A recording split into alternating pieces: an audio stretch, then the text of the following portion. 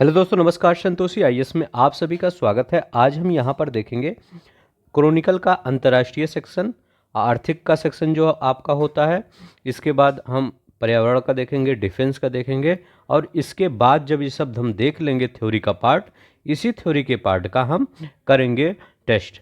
जितना कितना क्वेश्चन होगा उसमें 100 क्वेश्चन होगा इसी थ्योरी के पार्ट का, ताकि आपको पूरी तरह से याद हो जाए। जब यहाँ पर आप थ्योरी करेंगे, इसके बाद आप 100 क्वेश्चन करेंगे, तो जितना भी ये अभी मैं पढ़ाऊँगा ये पूरी तरह से याद हो जाएगा।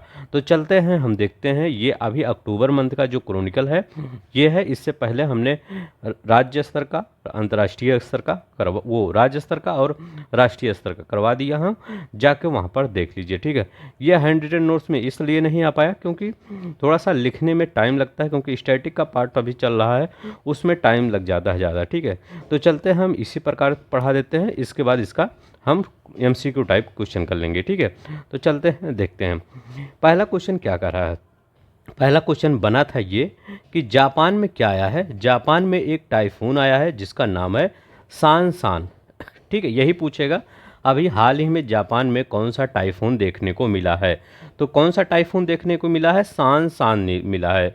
29 अगस्त 2024 की ये न्यूज है, ठीक है। टाइफून सांसान जापान के क्यूशुशु द्वीप पर पहुंचा। अब देखिए, जापान में 4 मुख्य बड़े द्वीप हैं। पहला ऊपर वाला, अगर हम नॉर्थ से साउथ में चलते हैं तो पहला कौन सा ऐसे है आपका द्वीप, ऐसे।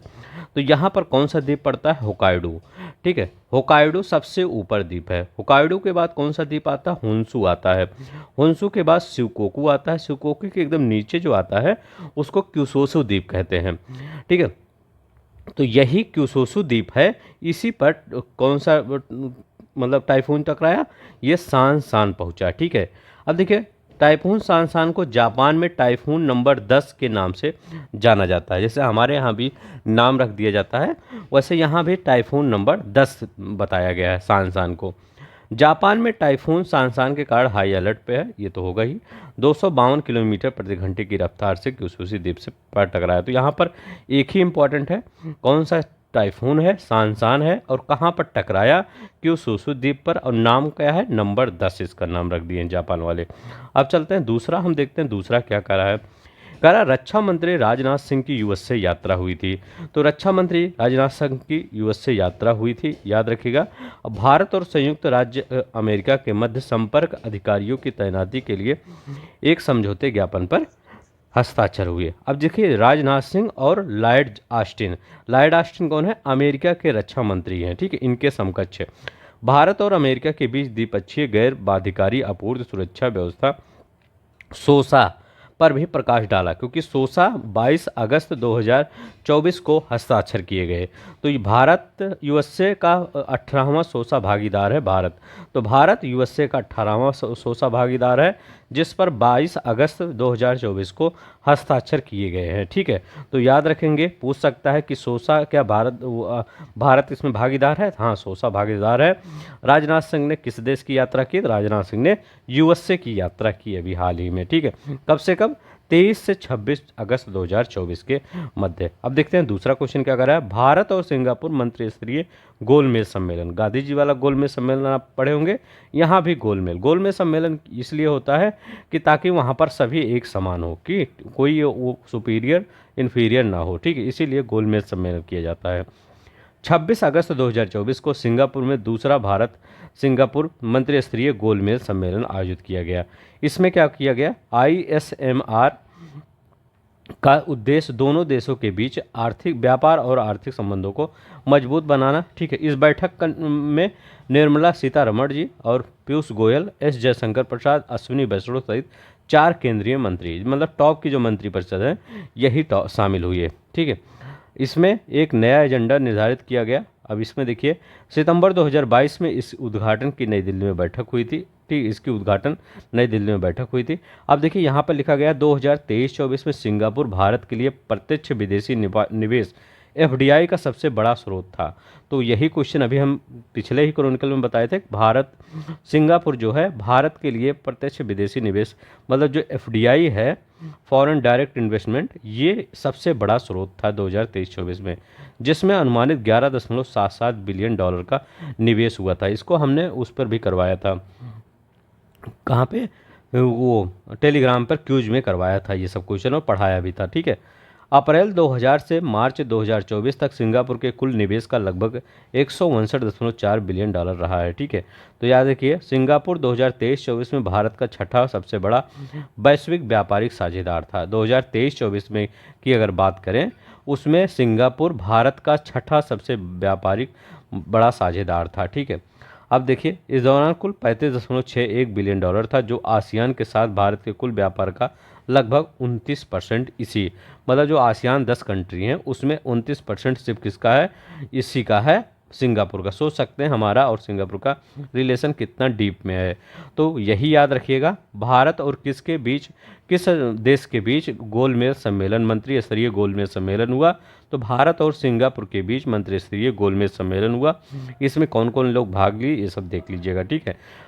अब चलते हैं, देखिए 2 क्वेश्चन हमने बता दिए, 3 क्वेश्चन, कौन सा, टाइफून वाला, राजनाथ सिंह की यात्रा वाला, और भारत और सिंगापुर गोलमेज सम्मेलन वाला। चलते हैं हम यहाँ पर देखते हैं। अब यहाँ पे कह रहा है भारत से वो प्रधानमंत्री नरेंद्र मोदी की यूक्रेन यात्रा, तो इसके बारे में देखते हैं। देखिए, मैं हमेशा कहता हूँ आप मंथली मैगजीन क्रॉनिकल फॉलो किया करिए। जब आपका पेपर आएगा उस समय आपका घटनासार आ जाता है, आई दृष्टि आ जाता है। ये वो जब आप पढ़ेंगे, चाहे घटनासार पढ़िए चाहे आई दृष्टि पढ़िए, वो सब सिर्फ रिवीजन होगा। क्योंकि करंट ऐसा थोड़ी है कि जब उस मैगजीन में आएगा तो उसमें अलग करंट हो जाएगा। वही जो आप पिछले मंथली में पढ़े हैं मैगजीन, वही सब आपके उसी में भी होगा। इसीलिए मैं हमेशा कहता हूँ मंथली मैगजीन जरूर के पढ़ा करिए, वही सब क्वेश्चन वहाँ पे आ जाता है। ठीक है। वो आपका सिर्फ रिवीजन ही होगा। ठीक है।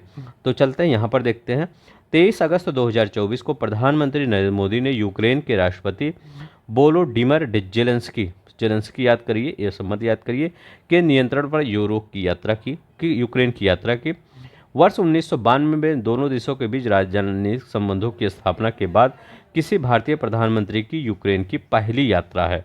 ठीक है। आप सोच सकते हैं कि कैसे क्वेश्चन आपके बनेगा पेपर में, क्योंकि यही सबसे इम्पोर्टेंट ये क्वेश्चन है। पेपर में जानते स्टेटमेंट 3 करके देगा कि भारत और कैसे, क्योंकि ऐसा क्वेश्चन प्रीवियस ईयर में पूछ चुका है कि भारत और मतलब जो और जो उस समय प्रधानमंत्री मोदी जी गए थे उस देश के बारे में पूछा था। ऐसे पूछा था क्वेश्चन कि यह भारत और मतलब दोनों देशों के बीच में यह जो यात्रा है, शायद फ्रांस के बारे में पूछा था उस समय, मुझे याद अगर आ रहा होगा तो वो फ्रांस के राजनीतिक संबंधों के बारे में पूछा था उसमें। तो यहाँ भी ऐसे पूछेगा कि भारत और यूक्रेन के बीच में यह यात्रा 1992 की राजनीतिक संबंधों की स्थापना हुई थी, और ये प्रधानमंत्री की पहली यात्रा है किसी प्रधानमंत्री की। ठीक है। तो आप कहेंगे हाँ दोनों ही सही है, 1992 याद करिए और किसी भारत के प्रधानमंत्री की यूक्रेन की पहली यात्रा है। ठीक है। मतलब किसी भी भारतीय प्रधानमंत्री की। भारतीय प्रधानमंत्री नरेंद्र मोदी यूक्रेनी राष्ट्रपति जेलेंस्की ने कृषि, चिकित्सा, संस्कृत, मानवीय सहायता प्रदान करते हुए, मतलब ये सब तो समझौता करेंगे ही, सब में ज़्यादा दिमाग मत लगाइए, सिर्फ दिमाग 1992 में लगाइए और किसी भारतीय प्रधानमंत्री की पहली यात्रा है। अब देखिए, भारत यूक्रेन को 4 भीष्म, ये भी इम्पोर्टेंट है, 4 भीष्म क्यूबक्स दान देने के लिए मानवीय सहायता प्रदान करेगा। ठीक है। भीष्म क्यूबेक्स एक पोर्टेबल मेडिकल अस्पताल है। ठीक है। क्या होता है भीष्म, तो ये क्या है, ये जैसे पोर्टेबल मतलब लेकर गए कहीं वहाँ पर, और वहाँ पर मतलब मरीज को देखना है तो वहाँ पर रख दिए और वो अस्पताल बन जाता है। ठीक है। वो मेनली क्या होता है, जो ये होते हैं जिसमें सामान आता है शिप में, वैसे ही बना रहता है। जैसे आप दिल्ली में देखे होंगे मोहल्ला क्लिनिक है, मोहल्ला क्लिनिक भी वैसे ही बना रहता है जैसे ये भीष्म है। ठीक है। तो ये एक मतलब शिप वाला जो एक टाइम वो नहीं होता जिस पे सामान आता है, तो उसी को मॉडिफाइड करके बना दिया जाता है। ठीक है। ये भी इसमें तो भारत क्या है, क्यूबिक्स पोर्टल मेडिकल अस्पताल है जिसे सहयोग, हित और मैत्री के लिए भारत स्वास्थ्य प्रोजेक्ट भीष्म के हिस्से के रूप में विकसित किया गया है। इसे विशेष रूप से आपातकालीन स्थितियों, आपदा प्रभावित क्षेत्रों में त्वरित व्यापक चिकित्सा प्रदान करने के लिए डिजाइन किया गया है। ठीक है। तो याद रखेंगे। अब देखिए, प्रधानमंत्री नरेंद्र मोदी की पोलैंड यात्रा, प्रधानमंत्री मोदी की पोलैंड यात्रा 21 से 22 अगस्त, देखिए अब यूक्रेन यात्रा हो गया, पोलैंड यात्रा भी देख लीजिए, 21 से 22 अगस्त 2024 तक। अब यहाँ पे डेट दिया था क्या, 23 अगस्त 2024 को। ठीक है। अब यहाँ पर 21 से 22 अगस्त मतलब उसी समय ये भी मतलब पोलैंड की भी यात्रा कर लिए थे यहाँ भी। प्रधानमंत्री नरेंद्र मोदी ने पोलैंड के प्रधानमंत्री डोनाल्ड टस्क के निमंत्रण पर पोलैंड की यात्रा की। अब देखिए राष्ट्र वो प्रधानमंत्री याद रखेंगे डोनाल्ड टस्क, ठीक है, प्रधानमंत्री वहाँ की यात्रा की। अब देखिए 1979 में मोरारजी देसाई के बाद पिछले 45 वर्षों में यह किसी भारतीय प्रधानमंत्री की पोलैंड की पहली यात्रा है। मतलब इससे पहले 1979 में कौन गए थे? मोरारजी देसाई। 45 वर्षों बाद ये गए हैं भारतीय प्रधानमंत्री मोदी जी, ठीक है। अब देखिए भारत और पोलैंड के विभिन्न सहयोग के मजबूत करने के लिए भारत पोलैंड में द्विपक्षीय संबंधों को रणनीतिक साझेदारी की। बस ये सब नहीं, अब ये यहाँ लिखे भारत और पोलैंड दोनों 2024 से 28 तक 5 वर्षीय संयुक्त कार्य योजना पर सहमत व्यक्त किए। ये नीचे क्या लिखा गया है, नीचे वाला इंपॉर्टेंट है। इसके पश्चात प्रधानमंत्री नरेंद्र मोदी ने पोलैंड से यूक्रेन के कीव तक ट्रेन की यात्रा की। इस ट्रेन का नाम था रेल फोर्स 1। अब देखिए आपके पेपर में क्या पूछेगा यह रेल फोर्स 1 क्या है, ठीक है, यही पूछेगा कि रेल फोर्स 1 क्या है, ठीक है। तो रेल फोर्स 1 क्या है ये पूछेगा कि रेल फोर्स 1 एक ट्रेन है जो पोलैंड से यूक्रेन तक यात्रा की है। तो कौन किया? प्रधानमंत्री मोदी जी ने, ठीक है। अब देखिए 19वां इंडिया अफ्रीका बिजनेस कॉन्क्लेव, ठीक है, 19वां इंडिया अफ्रीका बिजनेस कॉन्क्लेव, इसके बारे में क्या देखते हैं। 21 अगस्त 2024 को उपराष्ट्रपति जगदीप धनखड़ ने 19वें भारतीय उद्योग प्रसंग CCI भारत अफ्रीका व्यापार सम्मेलन के उद्घाटन को संबोधित किया, ठीक है। किसने किया? जगदीप धनखड़ ने। यही आपका क्वेश्चन पूछेगा तो वहाँ पर आपको क्या क्या देगा, किसने? वो प्रधानमंत्री मोदी जी या राष्ट्रपति देगा, लेकिन आप लिखेंगे क्या? 19वां इंडिया अफ्रीका बिजनेस कॉन्क्लेव का उद्घाटन किसने किया? जगदीप धनखड़ ने किया, ये याद रखेंगे। उपराष्ट्रपति ने सभी देशों के से जलवायु परिवर्तन से निपटने के लिए सामूहिक रूप से अपने प्रयासों पर ध्यान केंद्रित करने का आह्वान किया। उन्होंने मानवता के लिए सबसे बड़ा खतरा बताया, ठीक है। देखिए यहाँ पर जलवायु परिवर्तन को, ठीक है। 20 से 22 अगस्त 2024 के मन नई दिल्ली में आयोजित 3 दिवसीय कॉन्क्लेव का विषय एक भविष्य का निर्माण था। विषय क्या था? एक भविष्य का निर्माण। तो यही इतना याद रख लीजिए। ये कहाँ हुआ? 19वां इंडिया अफ्रीका बिजनेस कॉन्क्लेव नई दिल्ली में हुआ। उद्घाटन किसने किया? जगदीप धनखड़ ने किया। इसका विषय था एक भविष्य का निर्माण। बस अब चलते हैं आगे, देखते हैं। अब यही है उसमें सब निवेश, बुनियादी ढांचा, स्वास्थ्य और टेक्नोलॉजी। अब देखिए कॉन्क्लेव 65 देशों के 1100 से अधिक अंतर्राष्ट्रीय प्रतिनिधियों ने हिस्सा लिया।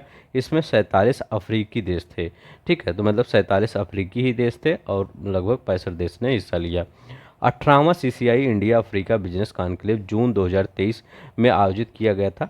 18वां जो था वो जून में आयोजित किया गया था। CCI विदेश मंत्रालय और वाणिज्य उद्योग मंत्रालय भारत सरकार के साथ साझेदारी 2005 में भारत अफ्रीका साझेदारी अफ्रीका कॉन्क्लेव की शुरुआत की थी। तो मतलब ये 2005 में शुरुआत किया गया था और ये 18वां था पिछले साल। अभी जो है 19वां है और इसमें अफ्रीकी देश सम्मिलित होते हैं। जगदीप धनखड़ ने इसका उद्घाटन किया था।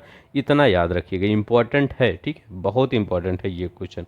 अब देखिए भारत और जापान 2+2 विदेश और रक्षा मंत्रीय स्तरीय बैठक, ठीक है, भारत जापान के बीच होता है और अमेरिका के भी बीच होता है 2+2 मंत्रीय स्तरीय वार्ता, ठीक है। अब देखिए यहाँ पर 20 अगस्त 2024 को नई दिल्ली में तीसरी भारत जापान और भारत 2+2 विदेश और रक्षा मंत्री, मतलब विदेश कौन जाएगा? जयशंकर प्रसाद, रक्षा मंत्री राजनाथ सिंह की बैठक आयोजित की गई। भारतीय विदेश मंत्री सुब्रमण्यम जयशंकर प्रसाद, रक्षा मंत्री राजनाथ सिंह, जापान के विदेश मंत्री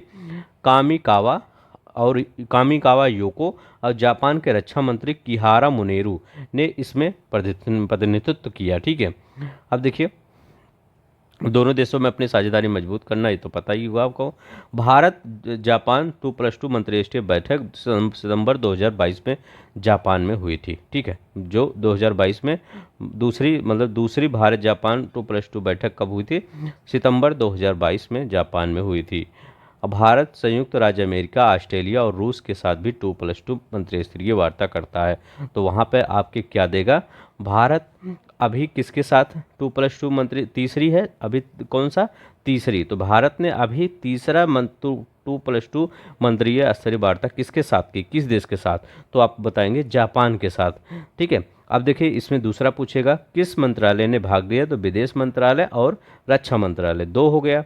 तीसरा क्वेश्चन हो गया 2+2 वार्ता अन्य देशों के साथ भी किया जाता है, जैसे संयुक्त राज्य अमेरिका, ऑस्ट्रेलिया और रूस, तो ये भी सही है। ठीक है, तो ये याद रखेंगे। अब देखिए नेपाल भारत को 251 मेगावाट जल विद्युत निर्यात करेगा। कौन करेगा, नेपाल भारत को करेगा, ये नहीं भारत करेगा, नेपाल भारत को देगा। ठीक है, 19 अगस्त, जैसे देखिए चाहे नेपाल हुआ चाहे भूटान हुआ, ये सब ये मत सोचिएगा हमने भूटान को बिजली देते हैं, भूटान बिजली हमको देता है। ठीक है, कहीं कभी कभी, और ये नेपाल भी हमको देता है। ठीक है, अब देखिए 19 अगस्त 2024 को आधिकारिक बयान में बताया गया कि नेपाल 12 नई परियोजनाओं से भारत को 251 मेगावाट अतिरिक्त जल विद्युत निर्यात करेगा। ठीक है, यह पहली बार है जब हिमालयी देश बिहार को मध्यम अवधि से बिक्री समझौते के तहत बिजली आपूर्ति करेगा।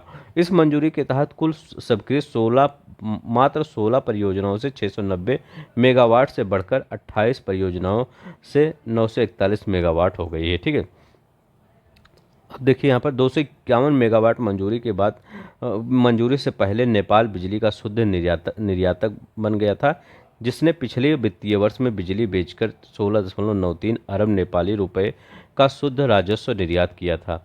अक्टूबर 2021 में पहली बार भारत ने नेपाल से 29 मेगावाट बिजली के निर्यात को मंजूरी दी थी। 3 साल से भी कम समय में यह आंकड़ा 24 गुना से ज़्यादा बढ़ गया। ठीक है, अब देखिए यहाँ पर पैतोंग पैंतोंग तारना सिनावात्रा थाईलैंड के सबसे युवा प्रधानमंत्री, नाम भी थोड़ा सा अजीब है। ठीक है, पैतोंग तार्ण सिनावात्रा। ठीक है, तो ये देखिए नाम याद रखिएगा।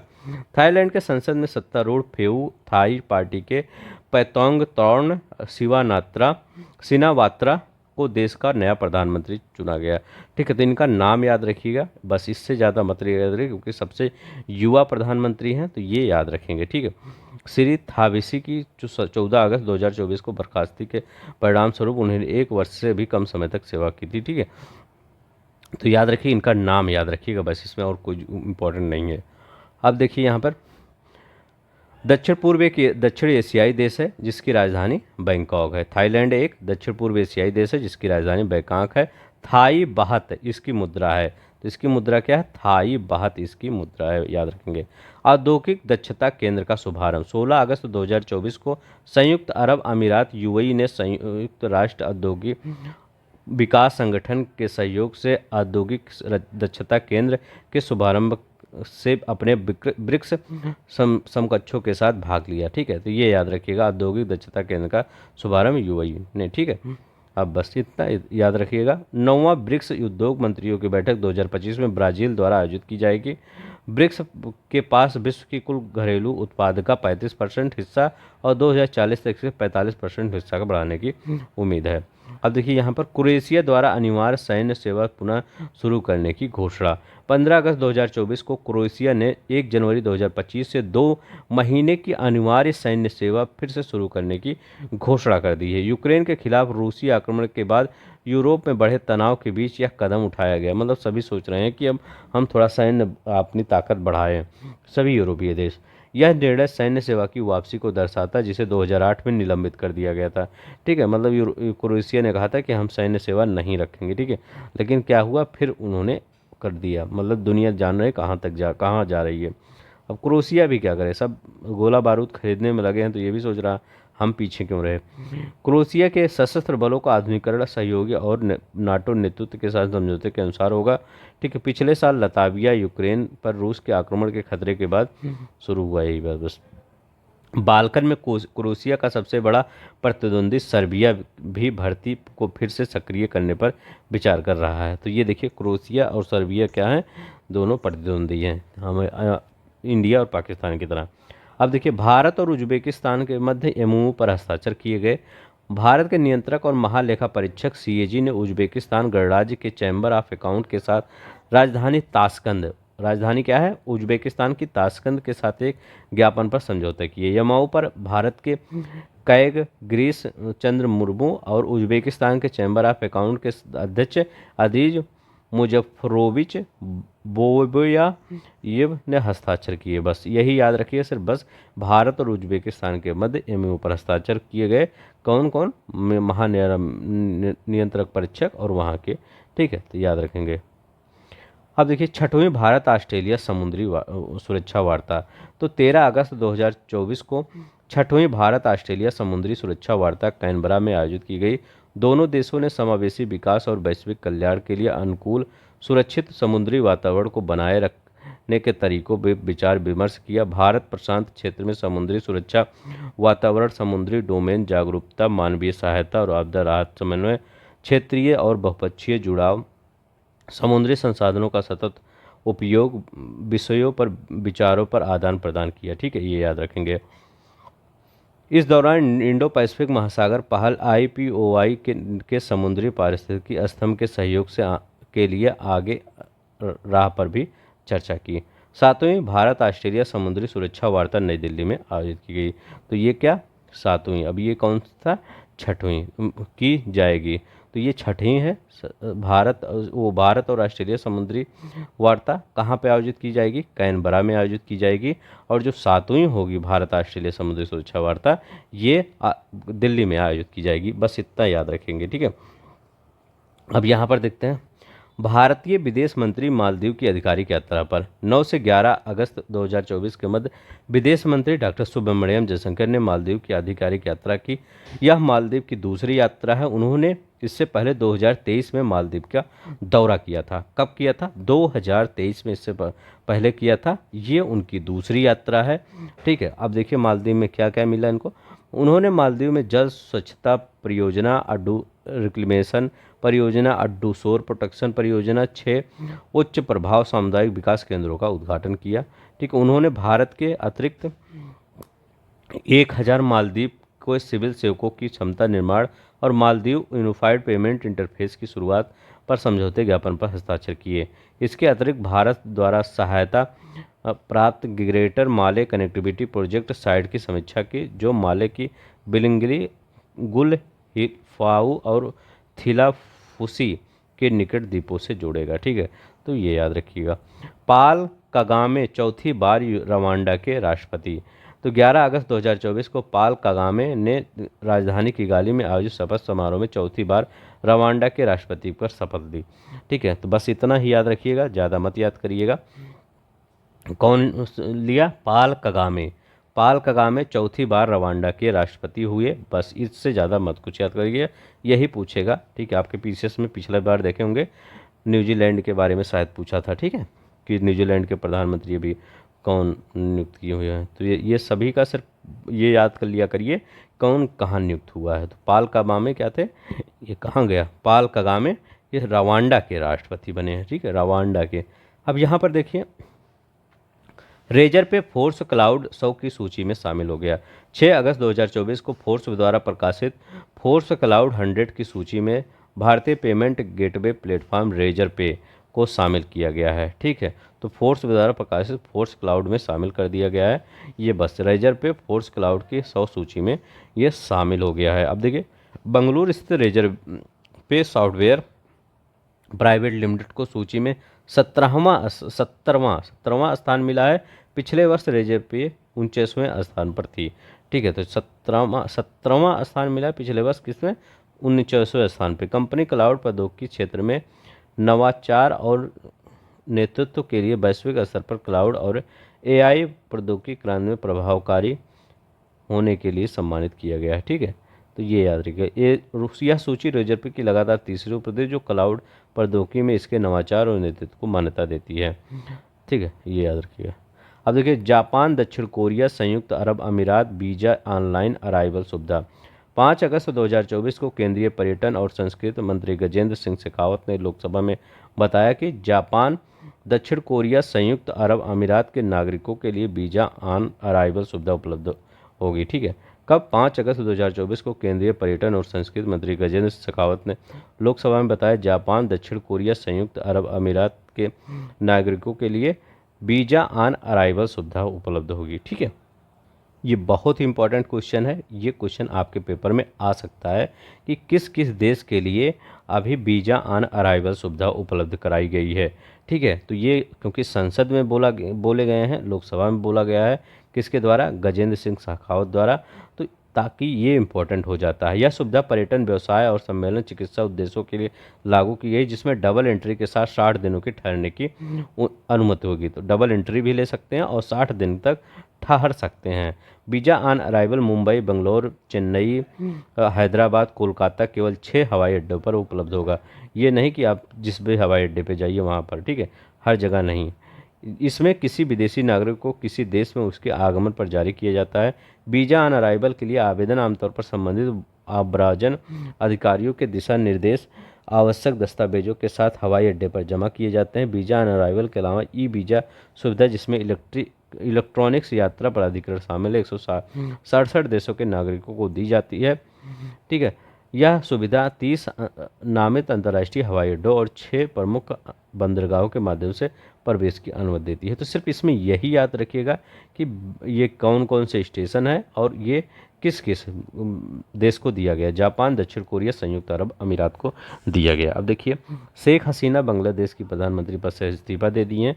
5 अगस्त 2024 को शेख हसीना ने बांग्लादेश के प्रधानमंत्री पद से इस्तीफा दे वो भारत चली आई। गाजियाबाद हिंडन एयरबेस पर वो पहुंची भारत थी। उनके इस्तीफे की मांग कर हिंसक प्रदर्शन हो रहे थे। 30% कोटा वापस करने का विरोध कर रहे थे। सरकारी नौकरियों में 30% कोटा वापस करने का विरोध कर रहे थे। ठीक है, शेख हसीना जून 1996 में जुलाई 2001 तक और बाद में जनवरी 2009 से 2024 तक बांग्लादेश की प्रधानमंत्री रही थी। ठीक है, वह बांग्लादेश के पहले राष्ट्रपति 2009 से 2024 तक बांग्लादेश की प्रधानमंत्री रही थी। ठीक है, और 1996 शेख हसीना जून 1996 से जुलाई 2001 तक और बाद में जनवरी 2009 से 2024 तक, बहुत लंबा समय इनका बांग्लादेश में बीता। सभी शायद लोग ऊब गए इनसे। ठीक है, लेकिन सही काम कर रही थी। अब तो बांग्लादेश पूरी तरह से चेंज ही हो गया पाकिस्तान के, मतलब रहमो, अब मतलब पाकिस्तान जो जैसा कदम मतलब चलता है वैसे ये भी चल रहा है। ठीक है, तो भारत के लिए थोड़ा सा प्रॉब्लम आ गई है। यह बांग्लादेश के पहले राष्ट्रपति शेख मुजीबुर रहमान की बेटी हैं। ठीक है, अब देखिए, चीन का पहला उपग्रह समूह नेटवर्क लॉन्च किया। चीन ने अपना पहला उपग्रह समूह नेटवर्क लॉन्च किया। 6 अगस्त 2024 को चीन राज्य के स्वामित्व वाले उद्यम 18 उपग्रहों को सफलतापूर्वक केंद्र में लॉन्च किया। ठीक है, तो ये याद रखिएगा। चीन अमेरिकी कंपनी स्पेसएक्स के स्टारलिंक नेटवर्क का चीनी संस्करण बनाने का प्रयास कर रहा है। स्पेसएक्स के वाणिज्यिक ब्रांड में समूह में अंतरिक्ष में लगभग 5500 निम्न पृथ्वी कक्षा उपग्रह हैं। ठीक है, बस इतना याद रखिएगा। निम्न कक्षा उपग्रह पृथ्वी की सतह से 300 मीटर से 2000 किलोमीटर तक ऊंचाई पर संचालित होते हैं। ये याद रखिएगा क्योंकि ये थोड़ा सा पूछ लेता है स्टैटिक जीके में कि निम्न पृथ्वी की कक्षा उपग्रह पृथ्वी की सतह से जो निम्न कक्षा होता है कहाँ से कहाँ होता है, तो 300 किलोमीटर से 2000 किलोमीटर की ऊंचाई तक होता है। भारत मॉरिशस व्यापार सम्मेलन 2024। अगस्त 2024 में भारतीय आर्थिक व्यापार संगठन ने भारत अफ्रीका व्यापार परिषद, ठीक है, कौन, भारत अफ्रीका व्यापार परिषद के साथ मिलकर पोर्ट लुइस में भारत मॉरिशस व्यापार सम्मेलन का आयोजित किया। इसमें मॉरिशस को व्यापारिक समुदाय में भाग लिया। 2024 में आदर्श वाक मॉरिशस के व्यापारिक घरानों के साथ साझेदारी में निवेश और विकास को बढ़ावा देना। तो बस इतना ही याद रखिएगा। भारत और मॉरिशस के बाद व्यापार सम्मेलन समझौता हुआ और जो समझौता होगा उसमें क्या, यह समझौता ज्ञापन शिक्षा 4.0 के संबंध में शिक्षा में प्रौद्योगिकी के आदान प्रदान के लिए नेहरू समूह की प्रतिबद्धता को मजबूत करता है। ठीक है, तो ये याद रखिएगा। अब देखिए, संघीय गणराज्य जर्मनी संयुक्त राष्ट्र कमान में शामिल। कौन, संघीय गणराज्य जर्मनी संयुक्त राष्ट्र कमान में शामिल। 2 अगस्त 2024 को संघीय गणराज्य जर्मनी, ठीक है, आधिकारिक तौर पर दक्षिण कोरिया में सियोल के दक्षिण के प्योंग टेक में संयुक्त राज्य अमेरिका यूएसए के नेतृत्व वाले संयुक्त राष्ट्र कमान यूएनसी में शामिल हो गया। कौन शामिल हुआ? जर्मनी हुआ। बस इतना ही याद रखिएगा। यूएनसी 18वां सदस्य देश बन गया। जो यूएनसी एक ऐसा समूह है जिसमें जो उत्तर कोरिया के साथ भारी किलेबंदी, उत्तर कोरिया के साथ भारी, अब पूछ सकता है आपके पेपर में कि यह यूएनसी है क्या, क्योंकि अभी चर्चा में है तो यही पूछेगा यूएनसी है क्या। तो आप यूएनसी बताएंगे उत्तर कोरिया के साथ भारी किलेबंदी की सीमा की पुलिसिंग में मदद करता है। यह युद्ध की स्थिति में दक्षिण की रक्षा करने के लिए प्रसिद्ध है। ठीक है, अब देखिए 2013 में इटली के फिर से शामिल होने के बाद यह यूएनसी का पहला विस्तार है। ठीक है, 2019 में इटली के फिर से शामिल होने के बाद यह पहला विस्तार है। जर्मनी 1953 में यूएनसी का सदस्य नहीं था, लेकिन युद्ध विराम समझौते के बाद 1954 से 1959 तक दक्षिण कोरिया को चिकित्सा सहायता प्रदान करता था। ठीक है, तो बस यही सब याद करिएगा, इसमें कुछ है ज़्यादा नहीं। सिर्फ यूएनसी में कौन शामिल हो गया तो ये याद रखेंगे, यूएससी जर्मनी संयुक्त राष्ट्र कमान में शामिल हो गए यूएनसी। ठीक है, वही। अब देखिए यहाँ पर पसांग लहामू शेरपा के नाम पर चंद्रमा के क्रेटर का नाम, किसके नाम पर? पसांग लहामू शेरपा। देखिए चंद्रमा के दक्षिणी ध्रुव पर क्रेटर, याद रखिए क्रेटर के नाम माउंट एवरेस्ट, याद रखिएगा। चंद्रमा के दक्षिण ध्रुव पर एक क्रेटर नाम का माउंट एवरेस्ट पर चढ़ने वाली नेपाली महिला पासांग लहामू शेरपा के नाम पर लहामू रखा गया है। ठीक है, तो माउंट एवरेस्ट पर चढ़ने वाली ये पहली नेपाली महिला पासांग लहामू शेरपा के नाम पर लहामू रखा गया। किसका? चंद्रमा के दक्षिण ध्रुव पर एक क्रेटर का नाम। ठीक है, तो ये याद रखिएगा। वाशिंगटन डीसी ने नेपाल के दूतावास के अनुसार ग्रह प्रणाली नामकरण के लिए अंतर्राष्ट्रीय खगोलीय संघ कार्य समूह ने 5 अगस्त 2024 को क्रेटर नाम की मंजूरी दी थी। ये याद रखिएगा, किसने? अंतर्राष्ट्रीय खगोल संघ ने। यूएस जियोलॉजिकल सर्वे बाह्य ग्रहों और चंद्रमा के साथ साथ पृथ्वी की स्थाकृत हाइड्रोलॉजिकल विशेषताओं का मानचित्रण करता है। ठीक है, 22 अप्रैल 1993 में पसांग लहामू विश्व की सबसे ऊंची चोटी एक शिखर पर सफलतापूर्वक चढ़ने वाली नेपाली महिला थी। तो ये याद रखिएगा, ये 1993 में चढ़ी थी। ठीक है, पहली नेपाली महिला थी। ठीक है, तो ये याद रखिएगा। देखिए नेपाल सरकार ने पसांग लहामू को राष्ट्रीय दिग्गज के रूप में घोषित करने उनकी स्मृति का सम्मान किया। ठीक है, नेपाल सरकार ने पसांग लहामू को, ठीक है, ये याद रखेंगे। ये क्वेश्चन बना है एशियाई आपदा तैयारी केंद्र 25 जुलाई 2024 को भारत ने वर्ष 2024-25 के लिए पीपुल्स रिपब्लिक ऑफ चाइना से एशियाई आपदा तैयारी केंद्र के अध्यक्ष का पदभार संभाल लिया है। ठीक है, तो ये इतना ही याद रखिएगा, इसमें ज़्यादा नहीं। भारत ने 25 जुलाई 2024 को बैंकॉक थाईलैंड में आयोजित एडीपीसी की 5वीं बोर्ड ऑफ ट्रस्ट की बैठक की भी अध्यक्षता की। ठीक है, ये याद रखिएगा। एडीपीसी स्वायत्त अंतर्राष्ट्रीय संगठन है, इसकी स्थापना 1986 में हुई थी।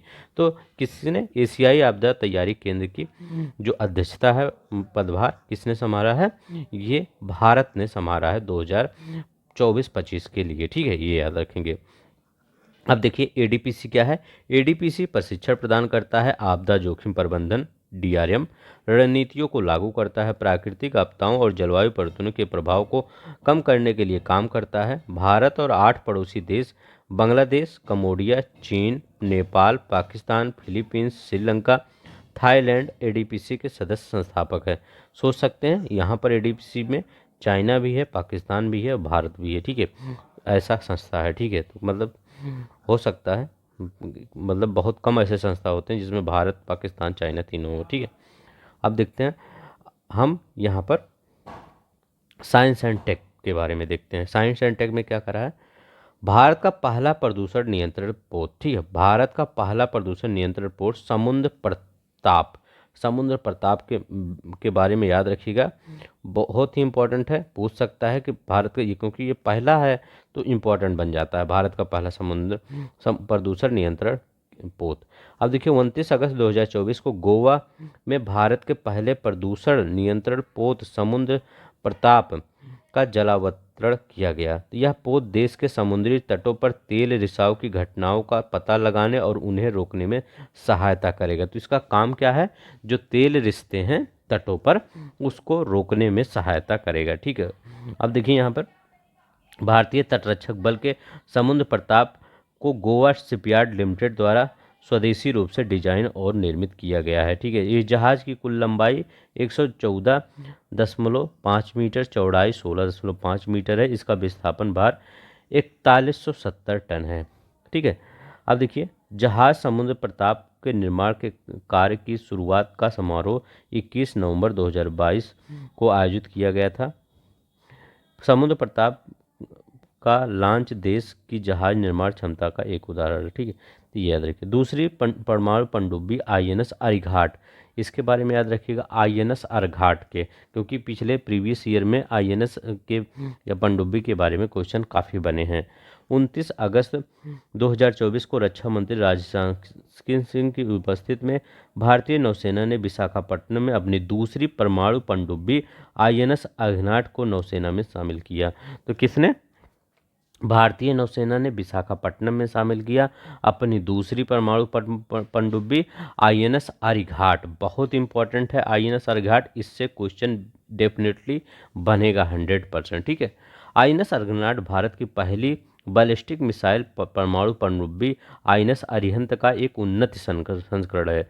तो अभी कौन कौन सी दो परमाणु पनडुब्बी हो गई, दो हो गई। पहली कौन थी, ये पहली आईएनएस अरिहंत था और दूसरा ये कौन है, आईएनएस अरिघाट। दोनों आ से पढ़ रहे हैं। ठीक है, अब आईएनएस अरिघाट अरिहंत श्रेणी का स्वदेशी परमाणु पनडुब्बियों की दूसरी पनडुब्बी है। आईएनएस अरिघाट 750 मीटर की रेंज वाली परमाणु बैलिस्टिक मिसाइल K-15 से लैस है। ठीक है, अब देखिए आईएनएस अरिघाट सतह पर 12 से 15 नॉट 22 से 28 किलोमीटर प्रति घंटे की अधिकतम गति और पानी के नीचे 24 नॉट 44 किलोमीटर प्रति घंटे तक की गति प्राप्त कर सकता है। ठीक है, यह 4 SSBN परियोजना का हिस्सा है, जबकि 2 अन्य निर्माणाधीन है। ठीक है, आईएनएस अरिघाट 2017 में लॉन्च होने के बाद विशाखापट्टनम के शिप बिल्डिंग सेंटर में निर्माण और परीक्षण के अधीन था। ठीक है, लॉन्च मतलब कर दिया गया था 2017 में है, लेकिन यह क्या, जो इसका ट्रेनिंग चल रहा था और निर्माण मतलब उसी के अधीन था। ठीक है, याद रखिएगा। अब आगे आ गया आईएनएस दूसरी परमाणु पनडुब्बी आईएनएस अरिघाट के बारे में याद रखेंगे। अब देखते हैं यहाँ सिंगल स्ट्रेन ओरल हैजा वैक्सीन हिलकोल। 27 अगस्त 2024 को भारत बायोटेक इंटरनेशनल लिमिटेड ने सिंगल स्ट्रेन ओरल हैजा वैक्सीन हिलकोल लॉन्च किया है। ठीक है, ये बहुत इंपॉर्टेंट है। हिलकोल क्या है, हैजा वैक्सीन पूछ सकता है, ऐसे आपको पेपर में देगा हिलकोल क्या है। तो हिलकोल क्या है, ये सिंगल स्ट्रेन ओरल हैजा वैक्सीन है। सिंगल स्ट्रेन ओरल हैजा वैक्सीन है हिलकोल, बहुत इंपॉर्टेंट है। भारत बायोटेक ने इसे हिलमैन लेबोरेटरीज से लाइसेंस के तहत विकसित किया है। प्रत्येक वर्ष विश्व की वैक्सीन की 100 मिलियन से अधिक खुराक की आवश्यकता होती है। भारत बायोटेक द्वारा भुवनेश्वर और हैदराबाद में बड़े पैमाने पर मतलब ये सुविधाएं स्थापित की जाएगी विनिर्माण की। ये सुविधाएं हिलकोल की 200 मिलियन खुराकें बना सकती है। मौखिक हिलकोल टीकाकरण 0 से 14 दिन के खुराक में दिया जाता है। 1 वर्ष से अधिक उम्र के बच्चों का उपयोग कर सकते हैं। एमपॉक्स से निपटने के लिए WHO की वैश्विक योजना। ठीक है, 26 अगस्त 2024 को एमपॉक्स प्रकोप से निपटने के लिए विश्व स्वास्थ्य संगठन ने 6 महीने की वैश्विक योजना शुरू की है। ठीक है, तो याद रखिएगा एमपॉक्स से निपटने के लिए WHO की वैश्विक योजना हुई। यह योजना उद्देश्य एमपॉक्स के मानव से मानव संचरण को कम करता है। यह योजना 2024 से फरवरी 2025 तक चलेगी। ठीक है, और इसमें $135 मिलियन की व्यय होगा। ठीक है, बस ये याद रखिएगा। विश्व स्वास्थ्य संगठन की रिपोर्ट के अनुसार 2022 से विश्व भर में 116 देशों में 208 मौतें और एमपॉक्स के 99,000 से अधिक मामले दर्ज किए गए हैं। अब देखिए पहला पुनः प्रयोज्य हाइब्रिड रॉकेट रुहामी-1 लॉन्च। ठीक है, RHUMI। ठीक है, 1 लॉन्च हो गया। 24 अगस्त 2024 को चेन्नई के थिरुविंदई से भारत ने अपना पहला पुनः प्रयोज्य हाइब्रिड रॉकेट रुहामी-1 लॉन्च किया है। ठीक है, इसे तमिलनाडु स्थित स्टार्टअप स्पेस जोन इंडिया ने मार्टिन ग्रुप के साथ मिलकर विकसित किया है। ठीक है। पहला पुनः प्रयोज्य हाइब्रिड रॉकेट रूहामी वन बहुत इंपॉर्टेंट है, पहला है तो इसलिए याद करेंगे। ठीक है। 3 क्यूब उपग्रह 50 पिको उपग्रह को ले जाने वाले इस रॉकेट को मोबाइल लॉन्चर का उपयोग करके उपकक्षीय प्रक्षेपथ में लॉन्च किया गया है। ये सैटेलाइट ग्लोबल वार्मिंग और जलवायु परिवर्तन के शोध के उद्देश्यों के लिए डेटा एकत्रित करेंगे। रूहामी रॉकेट एक जेनेरिक ईंधन आधारित हाइब्रिड मोटर और विद्युत चालित पैराशूट डिप्लॉयर और सुसज्जित है। साथ ही यह 100% पायरोटेक्निक मुक्त भी है। ठीक है। देखिए अब देखिए मिशन रूहामी के नेतृत्व में इसको सैटेलाइट सेंटर के पूर्व निदेशक डॉक्टर मायलेश स्वामी अनुदयी के मार्गदर्शन में, बस ये सब मत याद करिए, उतना नहीं इंपॉर्टेंट। ठीक है। अब देखिए यहाँ पर भारत का पहला स्वदेशी monkey pox RT-PCR kit launch. ठीक है। तो ये भी इम्पोर्टेंट है, भारत की पहली स्वदेशी monkey pox RT-PCR kit launch. 24 अगस्त 2024 को आंध्र प्रदेश के इर्द मेडिटेक जोन ने भारत की पहली स्वदेशी रूप से विकसित Irba MDX monkey pox RT-PCR kit launch किया। वहाँ पूछेगा आपका इरबा MDX है क्या, तो इरबा MDX क्या है, RT-PCR किट है। ठीक है, ये याद रखेंगे। क्या इरबा MDX RT-PCR किट है, किसके लिए, मंकी पॉक्स के लिए। ठीक है। बस अब देखिए यहाँ पर मंकी पॉक्स के बारे में कुछ देख लीजिए। यह किट संक्रमण को जल्द पता लगाने और बेहतर पर मदद करेगा। ठीक है। मंकी पॉक्स एक वायरल जूनोटिक बीमारी है जिसके लक्षण चेचक के समान ही होते हैं। किसके समान होते हैं, चेचक के समान होते हैं। इस बीमारी में मंकी पॉक्स इसलिए कहा जाए क्योंकि यह पहली बार 1958 में बंदरों की कॉलोनियों में पाई गई थी। कब, 1958 में बंदरों की कॉलोनियों में पाई गई थी और इसके बाद 1970 में मनुष्यों में पाई गई थी। ठीक है। कब, 1970 में मनुष्यों में पाई गई थी। यह बीमारी संक्रमित जानवरों के रक्त, शारीरिक तरल पदार्थ तथा त्वचा और म्यूकोसल घाव और सीधे संपर्क के माध्यम से जानवरों से इंसान में फैल सकता है। ठीक है। दूसरा, स्वदेशी 700 मेगावाट परमाणु ऊर्जा रिएक्टर। अभी जब हम इसका क्वेश्चन आंसर करवाएंगे तब आपको ज़्यादा मतलब वो होगा, रिकॉल होगा। ठीक है। तो अभी ये पढ़ लीजिए, इसके बाद अभी हम क्वेश्चन आंसर भी करवाएंगे इसका। ठीक है। 21 अगस्त 2024 को गुजरात के काकरापारा परमाणु ऊर्जा स्टेशन, तो आप याद करेंगे काकरापारा परमाणु ऊर्जा कहाँ पर है, ये गुजरात में है। ठीक है। भारत के स्वदेशी 700 मेगावाट परमाणु ऊर्जा रिएक्टर ने अपनी पूरी क्षमता पर काम करना शुरू कर दिया है। ठीक है। अब देखिए KPS संयंत्र की यूनिट 4700 की पूर्ण क्षमता तक पहुंचने के लिए 90% क्षमता तक काम कर रही है। KPS 4 यूनिट ने 31 मार्च 2024 को वाणिज्यिक परिचालन शुरू किया। भारत इसी डिजाइन के 14 से 700 मेगावाट परमाणु ऊर्जा रिएक्टरों का निर्माण कर रहा है। ठीक है। तो याद रखिएगा, दूसरा स्वदेशी 700 मेगावाट परमाणु ऊर्जा रिएक्टर कहाँ पर, काकरापारा में शुरू हुआ। इसरो द्वारा EOS 08 पृथ्वी अवलोकन परीक्षण उपग्रह प्रक्षेपण। ठीक है। तो ये याद रखेंगे। 16 अगस्त 2024 को भारतीय अंतरिक्ष अनुसंधान संगठन इसरो ने आंध्र प्रदेश के श्रीहरिकोटा में सतीश धवन अंतरिक्ष केंद्र से लघु उपग्रह प्रेक्षण यान SSLV-D3 के माध्यम से IOS, ठीक है, 08 EOS पृथ्वी अवलोकन उपग्रह प्रक्षेपित किया।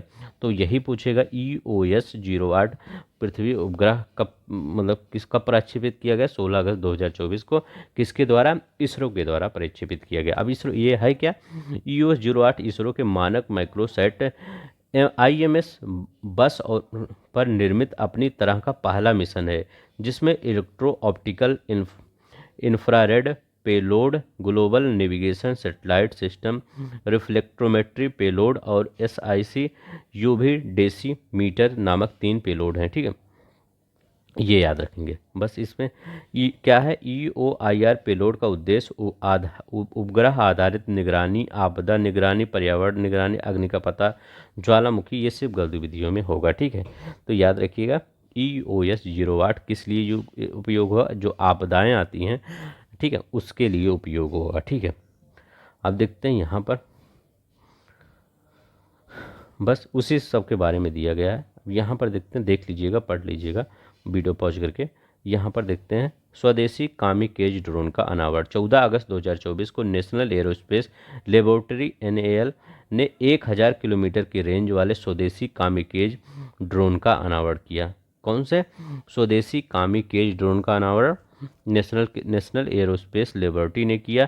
1000 किलोमीटर की रेंज मतलब 1000 किलोमीटर का ड्रोन, मतलब ऐसा ड्रोन बनाए हैं कि 1000 किलोमीटर जा सकता है। जैसे आप ड्रोन उड़ाते होंगे, ड्रोन का प्रादुर्भाव कैसे हुआ, सॉरी, यहाँ पर देखते हैं भारतीय कामिगेज ड्रोन जिसमें प्रत्येक की लंबाई लगभग 2.8 मीटर तथा पंखों का फैलाव 3.5 मीटर है, का वजन लगभग 120 किलोग्राम है। ठीक है, अभी यहाँ देखते हैं ये ड्रोन NAL द्वारा निर्मित 30 हार्स पावर वाले वाकिल इंजन द्वारा संचालित है। इतना सब नहीं पूछेगा, ये सब आपको NAL वैज्ञानिक औद्योगिक अनुसंधान परिषद एक घटक है। इसकी स्थापना 1959 में हुई थी। बस ये सब यही सब याद करिए बस, और ज़्यादा नहीं। ठीक है, तो कौन सा स्वदेशी ड्रोन, कामिकेज ड्रोन का अनावरण किया गया। ठीक है, अब देखते हैं यहाँ लिखा गया स्वदेशी डेंगू वैक्सीन डेंगी ऑल के तीसरे चरण का क्लिनिक प्रशिक्षण किया गया है। 14 अगस्त 2024 को भारतीय आयुर्विज्ञान अनुसंधान परिषद ICMR एवं पैनेसिया बायोटेक ने भारत की पहली स्वदेशी डेंगू वैक्सीन डेंगी ऑल के तीसरे चरण के क्लिनिकल परीक्षण की घोषणा की है। इस परीक्षण में पैनेसिया बायोटेक द्वारा विकसित भारत की स्वदेशी टेट्रावैलेट डेंगू वैक्सीन डेंगियाल की प्रभावकारिता का मूल्यांकन किया जाएगा। तो ये इसमें ये याद रखिएगा कि डेंगू वैक्सीन का नाम क्या है, डेंगियाल। ठीक है, तो डेंगियाल पूछेगा वहाँ पर, डेंगियाल क्या है, तो एक डेंगू वैक्सीन है। ठीक है, उसका तीसरा परीक्षण चालू हो गया है डेंगियाल का। ठीक है, ये डेंगियाल याद रखेंगे बस। ठीक है, अब देखिए यहाँ पर भारत में लगभग 75 से 80% संक्रमण लक्षणहीन होते हैं, फिर भी ये व्यक्ति एडीज मच्छरों के काटने से संक्रमण फैला सकते हैं। ठीक है, तो यहाँ पर दूसरा आपका करंट बना है लॉन्ग रेंज ग्लाइडेड बम, ये गौरव। ठीक है, इसकी बात करते हैं, ये किसने विकसित किया है, रक्षा अनुसंधान संस्थान विकास संगठन DRDO ने। भारतीय वायुसेना ने सुखोई 30 MKI लड़ाकू विमान से लॉन्ग रेंज गाइडेड बम गौरव, ठीक है, इसका नाम क्या पड़ा है, गौरव पड़ा है। गौरव का उड़ान प्रशिक्षण सफलतापूर्वक संपन्न किया है। क्या है, लॉन्ग रेंज ग्लाइड बम गौरव। नाम आपसे यही पूछेगा कि कौन सा अभी मतलब गौरव क्या है, या ऐसे भी पूछ सकता है कि गौरव क्या है, तो आप बताएंगे लॉन्ग रेंज ग्लाइड बम है। ठीक है, अब देखिए long range glide bomb Gaurav का परीक्षण कहाँ से किया गया है, उड़ीसा के तट पर किया गया है। ठीक है, उड़ीसा के तट पर किया गया है, याद रखेंगे। गौरव एक हवा से लॉन्च किया जाने वाला 1000 किलोग्राम वर्ग का ग्लाइड बम है जो लंबी दूरी तक लक्ष्य भेदने में सक्षम है। ठीक है, कितने किलोग्राम का, 1000 किलोग्राम वर्ग का ग्लाइड बम है। इसे हैदराबाद स्थित रिसर्च सेंटर इमारत RCI द्वारा स्वदेशी रूप से डिजाइन और विकसित किया गया है, ये याद रखेंगे। अब और इसका परीक्षण कहाँ पे किया गया, किसने किया, रक्षा अनुसंधान विकास संगठन DRDO ने भारतीय वायुसेना के सुखोई 30 MKI लड़ाकू विमान से लॉन्ग रेंज ग्लाइड बम का पहला उड़ान परीक्षण सफलतापूर्वक संपन्न किया। ठीक है, तो अगर आपसे प्रशिक्षण पूछे कौन किया, DRDO ने सुखोई के से, और अगर इसमें पूछे डिजाइन और विकसित किसने किया, तो RCI ने किया इसको। उड़ान प्रशिक्षण के दौरान ग्लाइड बम ने लॉन्ग व्हीलर द्वीप पर, मतलब व्हीलर द्वीप ने APJ अब्दुल कलाम व्हीलर द्वीप पर स्थापित लक्ष्य का सटीकता पूर्वक से प्रहार किया। बस इतना ये याद रखिएगा, इससे ज़्यादा कुछ नहीं पूछेगा। ठीक है, अब देखिए मंगल ग्रह पर तरल अवस्था में पानी की खोज की गई है, ये भी इम्पोर्टेंट है। 12 अगस्त 2024 को मंगल ग्रह के मध्य परत में तरल पानी नामक अध्ययन proceedings of the nation academy of sciences पनास पत्रिका का प्रकाशित हुआ है। ठीक है, अब देखिए यहाँ पर क्या कहा है, यह नवीन अध्ययन के अनुसार मंगल ग्रह की चट्टानी बाहरी परत के अंदर तरल पानी के महासागर हो सकते हैं। मतलब अभी ऐसा नहीं है कि अभी खोज ही लिया गया है, ऐसा अनुमान लगाया जा रहा है कि जो पानी सूख गया मंगल ग्रह से, हो सकता है उसके नीचे पानी मौजूद हो। कुछ तरल अवस्था में या मिट्टी में थोड़ा सा नमी हो, उसकी बात कर रहे हैं। ठीक है, यह मंगल ग्रह पर परत की 10 से 20 किलोमीटर की गहराई पर स्थित है। अब देखिए, अरबों साल पहले जब मंगल ग्रह पर नदियाँ थी, झीलें थे और संभवतः महासागर भी रहे होंगे, तब यह पानी रिस सकता था, मतलब रिस से नीचे जा सकता था। उसी पर शोधकर्ताओं ने सोचा है कि हो सकता है पानी मिल जाए। ठीक है, यह खोज मंगल ग्रह पर जीवन के साक्ष्य की खोज गति देगी। ठीक है, शोधकर्ताओं ने नासा के मार्स इनसाइडर लैंडर के डाटा का इस्तेमाल किया जो 2018 के मंगल ग्रह पर उतरा था। ठीक है, अब देखिए, ये तो हो गया आपका मंगल ग्रह पर पानी की खोज। ठीक है, अब देखिए मिक्स्ड मैट्रिक्स मेम्ब्रेन का विकास। अगस्त 2024 में विज्ञान और प्रौद्योगिकी मंत्रालय ने कहा कि उसने मिक्स मैट्रिक्स मेम्ब्रेन नामक एक नई मिश्रित झिल्ली विकसित की है। यह प्रयोगशालाओं और औद्योगिक क्षेत्रों में अमोनिया व अन्य अमीन लीक का पता लगाने में मदद करेगी। ठीक है, किसमें? जैसे प्रयोगशालाओं और औद्योगिक क्षेत्रों में अमोनिया व अन्य अमीन लीक जो होता है उसका पता लगाने में सक्षम होगी। मिक्स मैट्रिक्स मेम्ब्रेन्स का विकास किया गया है। ठीक है, अब यहाँ पर देखते हैं, इसका उपयोग रासायनिक उर्वरक खास उद्योगों के लिए कच्चे माल के रूप में भी इस उपयोग होगा। यह अत्यधिक विषैले और संक्षारक होता है और पर्यावरण में फैले होते हैं। तो इतना याद रखेंगे, इससे ज़्यादा कुछ नहीं पूछेगा। ठीक है, फेफड़े के कैंसर के टीके का प्रशिक्षण शुरू हो गया है। अगस्त 2024 में डॉक्टरों ने विश्व के पहले mRNA फेफड़े के कैंसर के टीके का प्रशिक्षण रोगियों पर शुरू कर दिया है। अब देखिए यहाँ पर वैक्सीन क्या नाम है, BNT116 को non small cell lung cancer का इलाज के लिए डिजाइन किया गया है, जो लंग कैंसर का सबसे आम प्रकार है। ठीक है, BNT116 टीके बायो एनटेक द्वारा बनाया गया है ये। अब ये भी पूछ सकता है कि ये किसके द्वारा बनाया गया है, तो ये किसके द्वारा? बायो एनटेक के द्वारा बनाया गया है। BNT116 मतलब BNT116 पहला मानव अध्ययन चरण फर्स्ट नैदानिक परीक्षण सहित 7 देशों 34 शोध स्थलों पर शुरू हुआ है। लंग कैंसर दुनिया में कैंसर होने वाली मौतों का सबसे बड़ा कारण है। हर साल लगभग 1.8 मौतें इसी कारण हो जाती है। ठीक है, vaccine mRNA messenger ribonucleic acid तकनीक पर आधारित हो। तो ये जो आपका वैक्सीन बन रहा है, क्या ये टीका बन रहा है आपका फेफड़े के कैंसर के लिए, ये कैसा है? mRNA है। ठीक है, रियल टाइम लोकेशन ट्रैकिंग के साथ ई सूज। अब देखिए ई सूज भी बन गया है, ई सब कुछ बन रहा है तो सूज भी बन गया। 6 अगस्त 2024 को भारतीय प्रौद्योगिकी संस्थान इंदौर ने रक्षा अनुसंधान विकास संस्थान संगठन DRDO को ट्राइबो इलेक्ट्रिक नैनो जनरेटर तकनीक पर आधारित सोल एनर्जी हार्वेस्टिंग यूनिट की 10 जोड़ियां प्रदान की। अब इसमें क्या होगा, जैसे बहुत जगह इसमें मदद मिलेगी, जैसे वहाँ बॉर्डर पे भी यहाँ इससे मदद मिल सकती है। इससे एथलीटों को बेहतर प्रदर्शन करने में मदद मिलेगी और जवानों की लोकेशन रियल टाइम ट्रैकिंग में मदद मिलेगी। तो एथलीटों को भी फ़ायदा होगा और जवानों को भी इससे फ़ायदा होगा रियल टाइम लोकेशन ट्रैकिंग ई सूच के तहत। ठीक है, अब देखिए DRDO के सहयोग से बनाया गया जूता इलेक्ट्रॉनिक्स उपकरणों को पावर देने के लिए मोशन एनर्जी का यूज करेगा।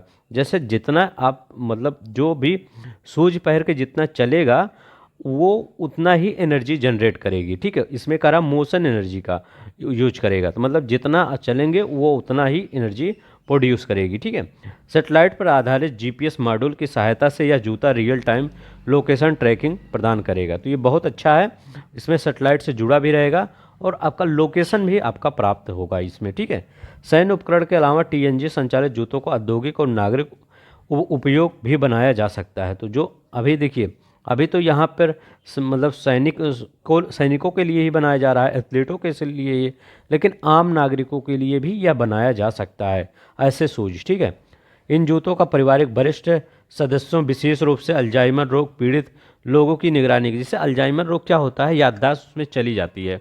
पता चला कोई व्यक्ति है उसके अल्जाइमर रोग है उसको, और वो कहीं जा रहा है तो उसका जो है मतलब याददाश्त चली गई, उसके थ्रू क्या आप मोबाइल से आप घर पे हैं तो वो पता लगा सकते हैं कि वो कहाँ पे हैं। ठीक है, तो ये बहुत अच्छा इनिशिएटिव है।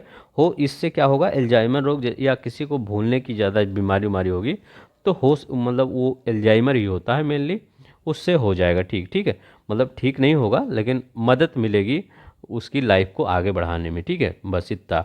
अब देखिए इन्वायरमेंट से क्वेश्चन आपके क्या बने हैं इसमें, देखते हैं। इसमें पहला क्वेश्चन ये बना है, विश्व बैंक द्वारा पहला कार्बन हटाने वाला बॉन्ड जारी किया गया है। ठीक है, मतलब जो भी जैसे कोई भी कंट्री कार्बन जितना हटाएगी तो उसके लिए बॉन्ड जारी किया जाएगा। ठीक है, तो यहाँ पर देखते हैं क्या क्या है। यहाँ पर 20 अगस्त 2024 को विश्व बैंक की शाखा अंतर्राष्ट्रीय पुनर्निर्माण और विकास बैंक ने Amazon reforestation linked outcome bond जारी किया है। तो यही होगा, Amazon reforestation linked outcome bond जारी किया है। यह विश्व बैंक द्वारा जारी पहला कार्बन हटाने वाला संबंधित बॉन्ड है। तो ये क्या इसमें पूछ सकता है, अभी ये कार्बन हटाने वाला बॉन्ड किसके द्वारा जारी किया गया।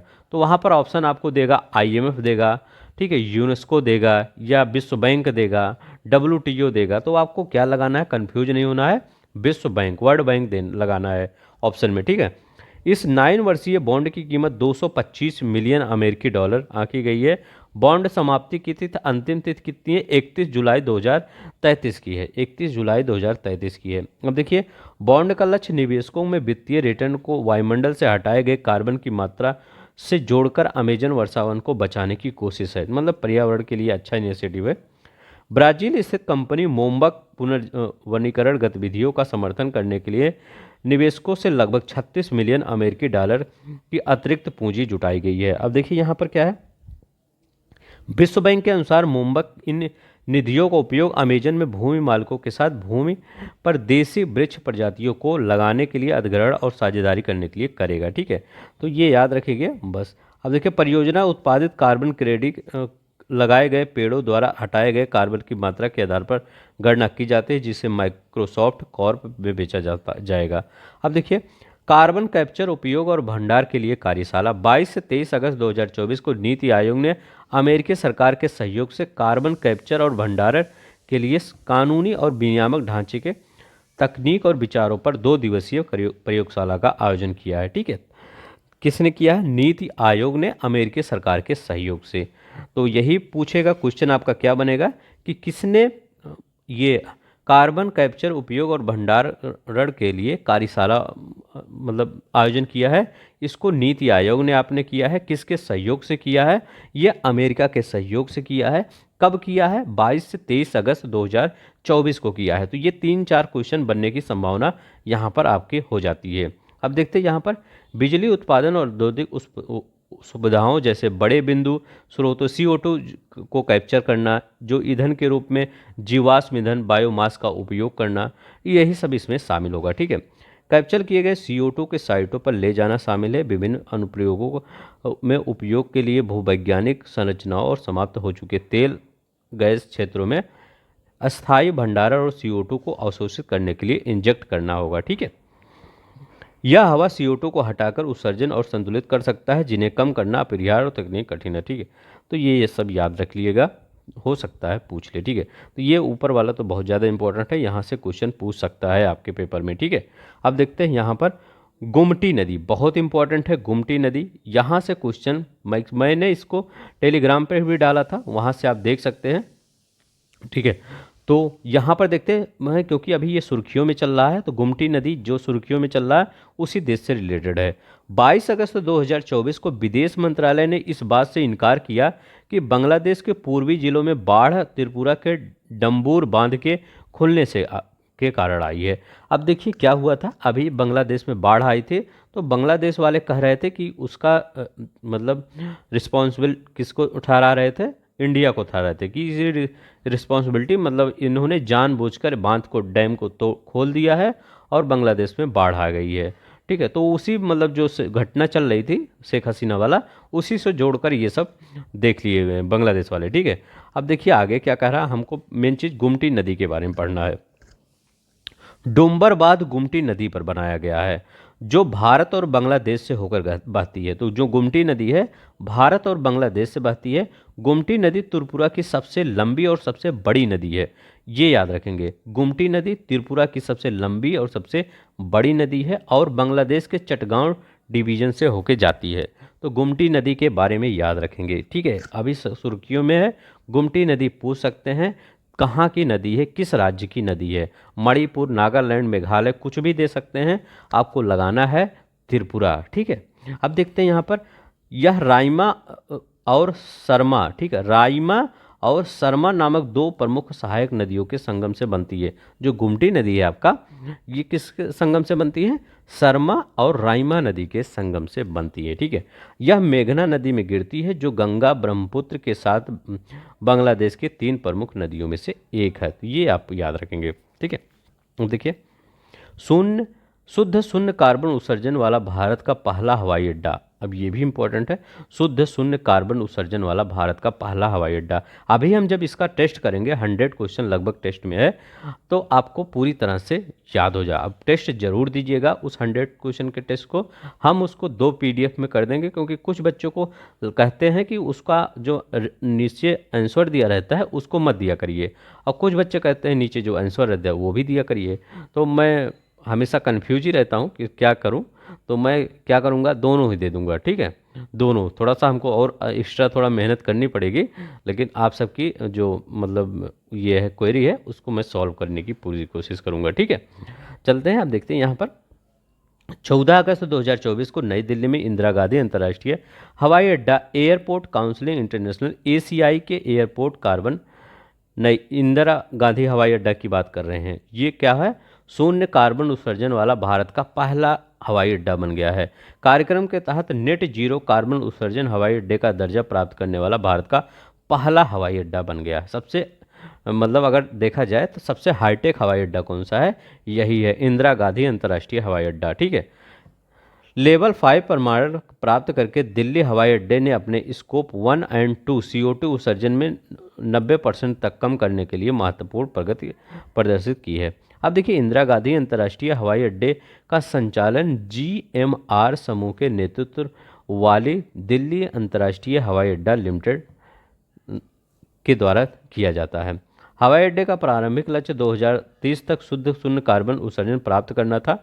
ठीक है, लेकिन उससे पहले ही प्राप्त कर लिया। एयरपोर्ट कार्बन यानी ACA कार्यक्रम हवाई अड्डे पर सक्रिय कार्बन प्रबंधन और व्यापक रूपरेखा प्रदान करता है। एयरपोर्ट काउंसिलिंग इंटरनेशनल विश्व के हवाई अड्डों का प्रतिनिधित्व करने वाला वैश्विक व्यापार संघ है। ठीक है, अब यहाँ पर देखिए, भारत में 3 और वेटलैंड रामसर साइट नामित। ठीक है, कौन कौन से हैं, तो ये भी इंपॉर्टेंट है।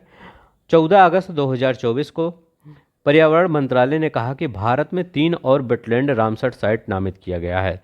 अब वो रामसर साइट कौन कौन से, इसके साथ ही भारत में कुल रामसर साइटों की संख्या 85 हो गई। अभी ऑप्शन में आ जाए भारत में कुल कितने रामसर साइट हैं, तो आप कहेंगे 85 रामसर साइट है। तो आपको ऑप्शन क्वेश्चन कैसे बनाएगा जानते हैं, बताएगा कि कौन से 3 ये मतलब 3 बता देगा कि कौन सा इसमें रामसर साइट का दर्जा दिया गया। दूसरा कहेगा कि ये बताइए हमारे देश में 85 रामसर साइट हैं, तो 85 सही है। और पहला वाला क्या देखेगा, तमिलनाडु के नंजरायड़, ठीक है, नंजरायड़ पक्षी अभयारण्य, कुजुबेली पक्षी अभयारण्य, ये दोनों कहाँ के हैं, तमिलनाडु के। नंजरायड़ पक्षी अभयारण्य, कुजुबेली पक्षी अभयारण्य और मध्य प्रदेश का तवा जलाशय को भारत के रामसर सूची में शामिल किया गया। तो ये याद रखेंगे, तीनों बहुत इंपॉर्टेंट है। नंजरायड़ पक्षी अभयारण्य, कुजुबेली पक्षी अभयारण्य और मध्य प्रदेश का तवा। ठीक है, यही इंपॉर्टेंट है तीनों। ठीक है, कुजुबेली, नंजनारायण, तवा भारत के रामसर साइट को सूची में शामिल किया गया है। तमिलनाडु में नोयाल नदी के तट पर स्थित, कहाँ पर, किस नदी के तट पर है, नोयाल नदी पे। ऑप्शन जब अगर बनाना होगा उसको टफ क्वेश्चन कहेगा, वो कहेगा मतलब आपका पेपर ही कहेगा, पेपर आपका बोलेगा कि आप ये बताइए नंजरायड़ पक्षी अभयारण्य को अभी रामसर साइट का दर्जा दिया गया है, आप कहेंगे हाँ दिया गया है। दूसरा ये बोलेगा ये नोयाल नदी के तट पर स्थित है, ठीक है, जो आपका नंजनाड़ पक्षी अभयारण्य है, तो हाँ कहेंगे हाँ ये भी नोयाल नदी के तट पर है, याद रखेंगे।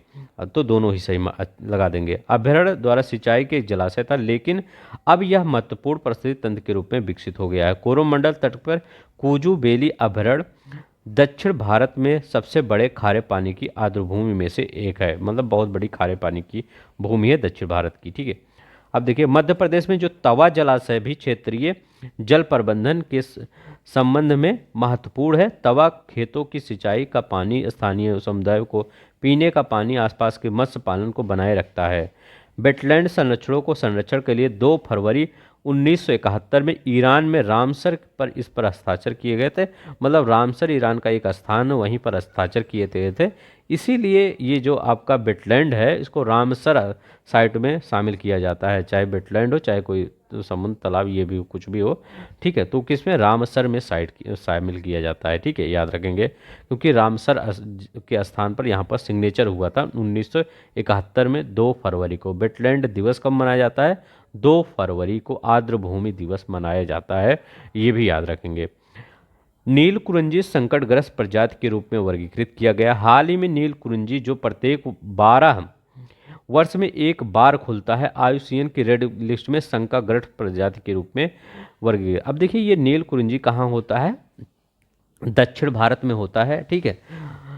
और ये क्या होता है, इसकी सबसे बड़ी खासियत ये होता है ये 12 वर्ष में सिर्फ एक बार खिलता है। मतलब अगर जब खिलता होगा तो लोगों को कितनी उम्मीद रहती होगी इसको देखने को, क्योंकि 12 साल बाद महाकुंभ जैसा देखने को मिलेगा, ठीक है। अब देखिए महाकुंभ भी याद रखिए, नील कुरिंजी महाकुंभ, ठीक है। इसको किस में रखा गया है? IUCN की श्रेणी में इंडेंजर्ड प्रजाति में रखा गया है, याद रखेंगे, संकटग्रस्त प्रजाति में रखा गया है। दूसरा क्या करा है? दक्षिण पश्चिम भारत के पर्वतीय घास के मैदान के प्रमुख प्रजाति के लिए पहला वैश्विक रेड लिस्ट मूल्यांकन है। अब देखिए पश्चिम भारत के पर्वतीय घास के मैदानों की इस प्रमुख प्रजाति के लिए पहला, मतलब इससे पहले रेड लिस्ट में किसी को नहीं शामिल किया गया था, लेकिन क्योंकि दक्षिण भारत में लगभग सभी अब क्या नेचर के साथ रहते हैं, इसमें शामिल कर दिया गया। इस प्रजाति के इसके अद्वितीय पुष्प चक्र पारिस्थितिकी चुनौतियों के कारण IUCN के मानकों के अंतर्गत मूल्यांकन नहीं किया जा सकता है। अब देखिए नील कुरिंजी 3 मीटर ऊंची एक स्थानिक झाड़ी है जो केवल दक्षिण पश्चिम भारत के 5 पर्वतीय प्रदेशों के अधिक ऊंचाई वाले 16 ग्रासलैंड इकोसिस्टम में 1340 से 2600 मीटर की ऊंचाई पर देखा जाता है, ठीक है। नील कुरिंजी का वैज्ञानिक नाम केरल के साइलेंट वैली नेशनल पार्क में स्थित कुंती नदी के नाम पर रखा गया है, ठीक है। इसका वैज्ञानिक नाम केरल के साइलेंट। अब देखिए यह फूल बहुतायत में पाया जाता है, अधिक मात्रा में के लिए प्रसिद्ध है। ये फूल पहाड़ी घास के मैदानों में बैंगनी नीला रंग का प्रदान करते हैं, जिस कारण इन्हें नील कुरिंजी के नाम से जाना जाता है। अब देखिए आद चुंचनगिरी और चुल्लुनार मोर अभयारण्य घोषित। अब देखिए यहाँ पर 5 अगस्त 2024 को केंद्रीय पर्यावरण और वन जलवायु मंत्रालय भूपेंद्र यादव ने सूचना दी कि केंद्र सरकार ने कर्नाटक के आदि चुंचनगिरी एवं केरल के चुल्लुनार को मोर अभयारण्य घोषित किया है। पर्यावरण वन और जलवायु मंत्रालय ने मोरों के लिए प्रजनन संरक्षण केंद्र भी स्थापित किए हैं, ठीक है। आदि चुंचनगिरी मोर अभयारण्य उन्हें सुरक्षा प्रदान करेगा, इसलिए 1981 में कर्नाटक के मांडला जिले में एक अभयारण्य के रूप में स्थापित किया गया। तो ये याद रखेंगे कहाँ पर है, ये कहाँ पर है? कर्नाटक में है। आदि चुंचनगिरी मोर अभयारण्य चूचनगिरी मंदिर के बेहद करीब है। इस अभयारण्य में प्रवासी पक्षियों की विभिन्न प्रजातियां, बेंगुली बगुला, सफ़ेद गर्दन वाला सारस, काले सिर वाला आइबिस, स्कैन बर्ड मौजूद होते हैं। चुल्लुनूर मटर फाउल अभयारण्य केरल राज्य के पलक्कड़ जिले के चुल्लुनूर गांव में स्थित पक्षी अभयारण्य है। मोर को 1963 में भारत का राष्ट्रीय पक्षी घोषित किया गया था। तो ये फैक्ट है आपका, याद रखेंगे। 1963 में मोर को भारत का राष्ट्रीय पक्षी घोषित किया गया था। मधुमेह रोधी जड़ी बूटी गुड़मार की खोज। अगस्त 2024 में बिहार के गया में ब्रह्मायोनी पहाड़ी पर शोधकर्ताओं ने मधुमेह रोधी जड़ी बूटी गुड़मार की खोज की है, ये याद रखेंगे, ठीक है। क्या? मधुमेह रोधी जड़ी बूटी का नाम क्या है? गुड़मार, ठीक है। जिम्नेरा सिल्वेस्ट्रे इसको बोलते हैं, ठीक है।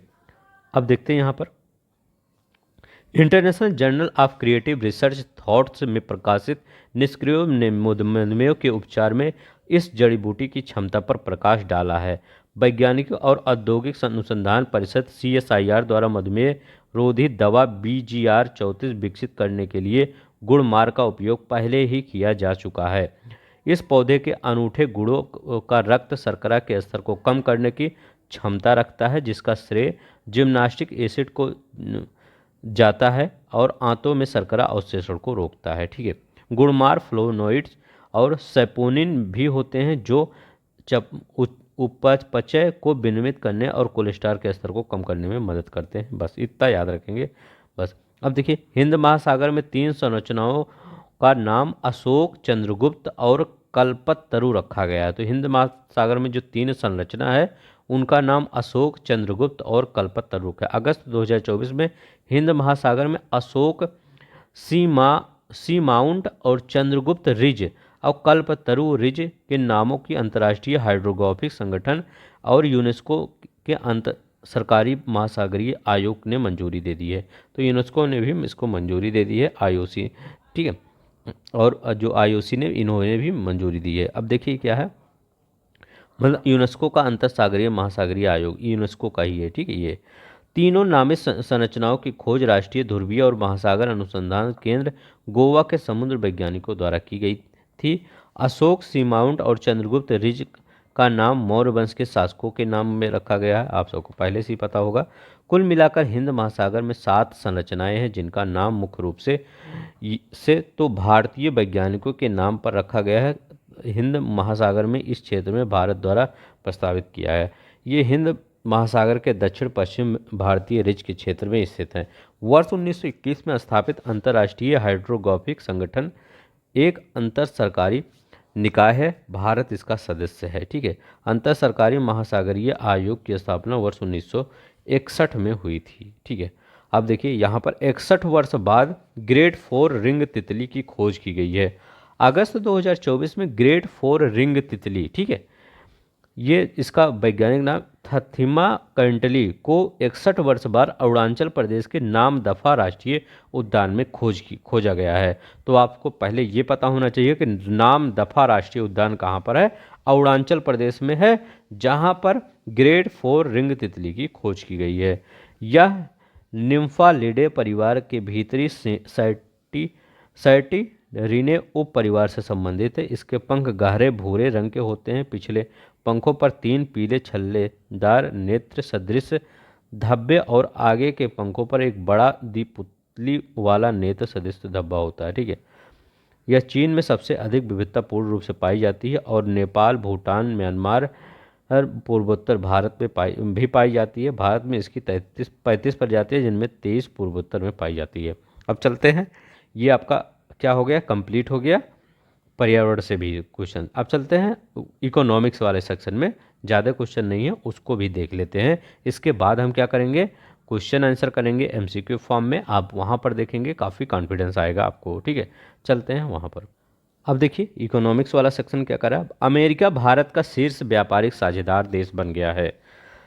23 अगस्त 2024 को think tank global trade research initiative GTRI ने जानकारी दी कि इस वर्ष जनवरी से जून में अमेरिका भारत का शीर्ष व्यापारिक साझेदार बन के उभरा है। तो अभी क्या हुआ है, अमेरिका भारत का शीर्ष व्यापारिक साझेदार देश बन गया है।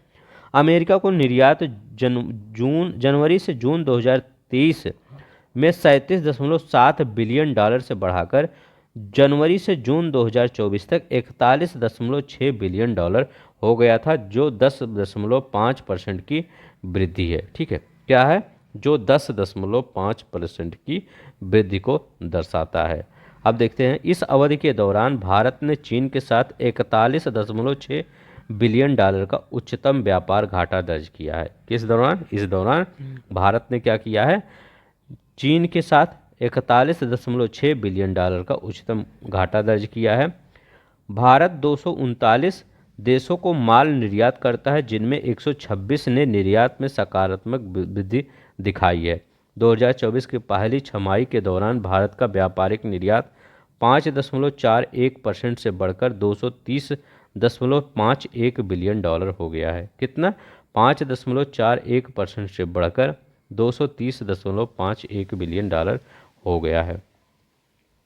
देखिए, मतलब चीन के साथ सबसे ज़्यादा व्यापार घाटा दिखाई दे रहा है। ठीक, उच्चतम व्यापार घाटा चीन के साथ। मतलब व्यापार घाटा क्या होता है कि हमारे चीन का सामान हमारे यहाँ ज़्यादा आ रहा है, लेकिन हमारा सामान जो चाइना के पास है वो उतना नहीं जा पा रहा है। ठीक है, इसीलिए व्यापार घाटा।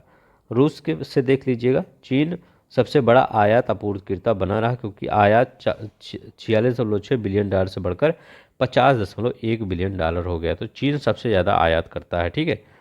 भारत रूसी तेल का सबसे बड़ा आयातक हो गया है। इसमें भारत ने चाइना को पीछे छोड़कर सबसे बड़ा रूसी तेल मंगा रहा है, ठीक है। तो यही सब लिखा गया है कि भारत किसको छोड़कर, चीन को पीछे छोड़कर सबसे बड़ा आयातक बन गया है। बस इससे ज़्यादा मत याद करिए। अब थोड़ा सा यहाँ पे याद कर लीजिए, रूस के पश्चात भारत को शीर्ष तेल आपूर्तिकर्ता देश, जब अगर रूस के पास छोड़ दिया जाए, रूस तो पहले नंबर पे है, दूसरे नंबर पे इराक है, सऊदी अरब है और संयुक्त अरब अमीरात है, ठीक है। इराक, सऊदी अरब, संयुक्त अरब अमीरात रूस के पश्चात भारत के शीर्ष तेल आपूर्तिकर्ता ये देश हैं, ठीक है। जुलाई 2024 के मध्य पूर्व भारत में कच्चे तेल की खरीद 4% की वृद्धि हुई है। कुल मिश्रण में इस क्षेत्र की इतना, ये सब नहीं पूछेगा, ठीक है, ये इंपॉर्टेंट है। अब देखिए यहाँ पर सेबी द्वारा एसेट मैनेजमेंट कंपनियों हेतु परिपत्र जारी, ठीक है। और कुछ यहाँ पर था, हाँ एक क्वेश्चन और था, केबीआईसी एवं डाक विभाग के मध्य समझौता हुआ है। किसके किसके मध्य? केबीआईसी और डाक विभाग।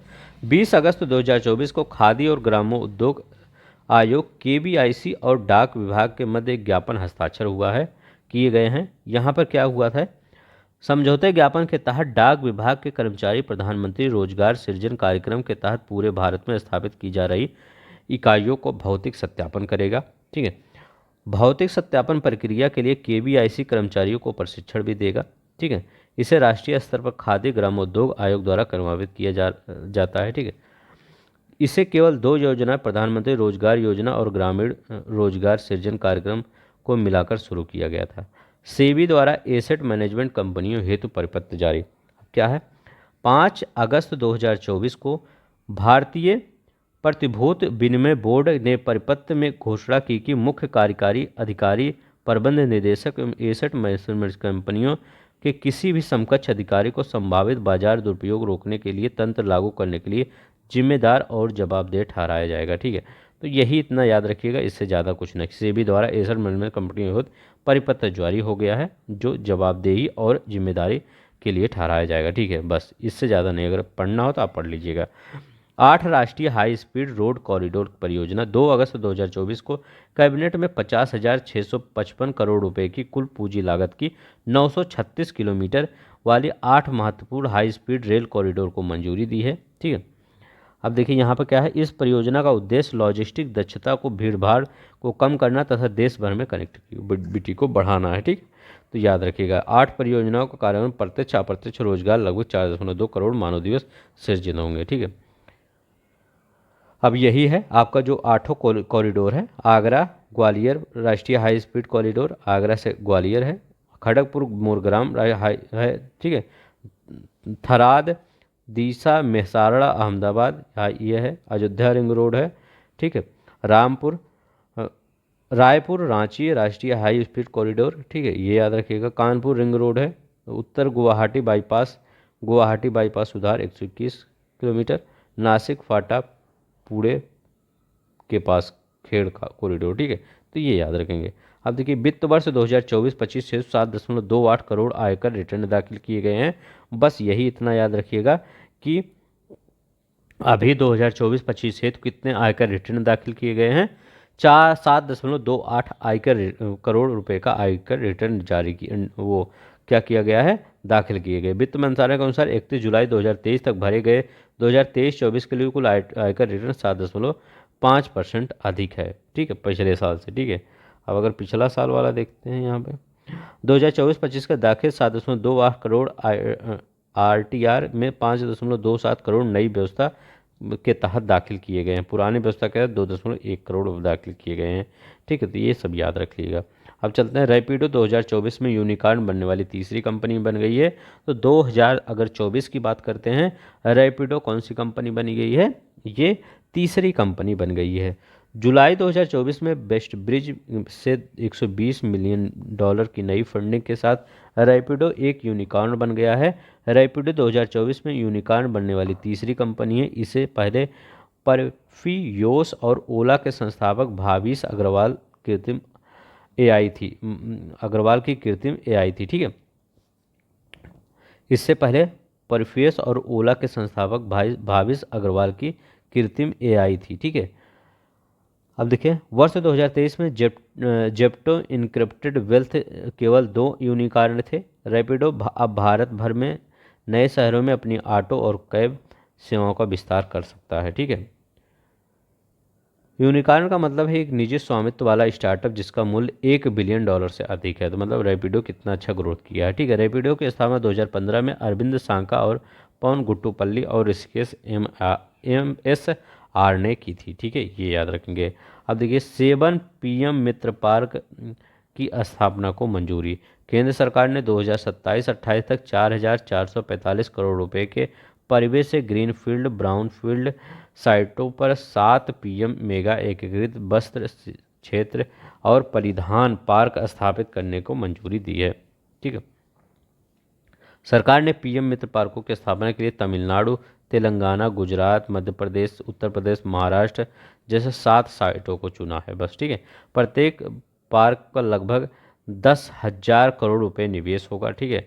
विदेशी और घरेलू दोनों होगा, जिसमें अर्थव्यवस्था के वस्त्र प्रवेश लाभान्वित होंगे, ठीक है। तो ये याद रखिएगा। इस सभी 5 ग्रीनफील्ड साइटों अर्थात गुजरात, तमिलनाडु, कर्नाटक, मध्य प्रदेश, उत्तर प्रदेश के संबंध में विशेष कंपनियों का गठन किया गया। PM मित्र पार्क का आरंभ 2021 में वस्त्र मंत्रालय के अंतर्गत किया गया था, ठीक है। तो किसके अंतर्गत? वस्त्र मंत्रालय के अंतर्गत किया गया था PM मित्र पार्क का।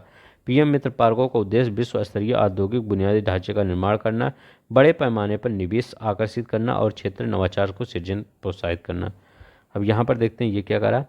1 अगस्त 2024 को नागरिक उड्डयन मंत्री ने बताया कि घरेलू विमान रखरखाव, मरम्मत और ओवर हाल उद्योग हेतु संचालित मार्ग को 100% FDI। अब देखिए ये इसमें क्या होता है, जैसे प्लेन उड़ रही है तो उसका संरक्षण भी करना जरूरी है, ठीक है। तो उसमें भारत सरकार ने कहा कि इसमें 100% फॉरेन डायरेक्ट इन्वेस्टमेंट ला सकते हैं, ठीक है। मतलब बाहर की कंपनियां भी आकर यहाँ पर रखरखावाली कर सकती हैं, ठीक है। इसलिए 100% FDI जारी कर दिया है MRO उद्योग के लिए, ठीक है। बस इतना ही याद रखिए, इससे ज़्यादा कुछ नहीं याद रखिए, ठीक है। अब चलते हैं, हम क्या करते हैं, क्वेश्चन आंसर कर लेते हैं, ठीक है, ताकि आपको पूरी तरह से याद हो जाए। अगर आपको पसंद आ रहा होगा प्लीज़ लाइक कर दीजिएगा, शेयर कर दीजिएगा, सब्सक्राइब कर दीजिएगा। अब हम चलते हैं क्वेश्चन करते हैं।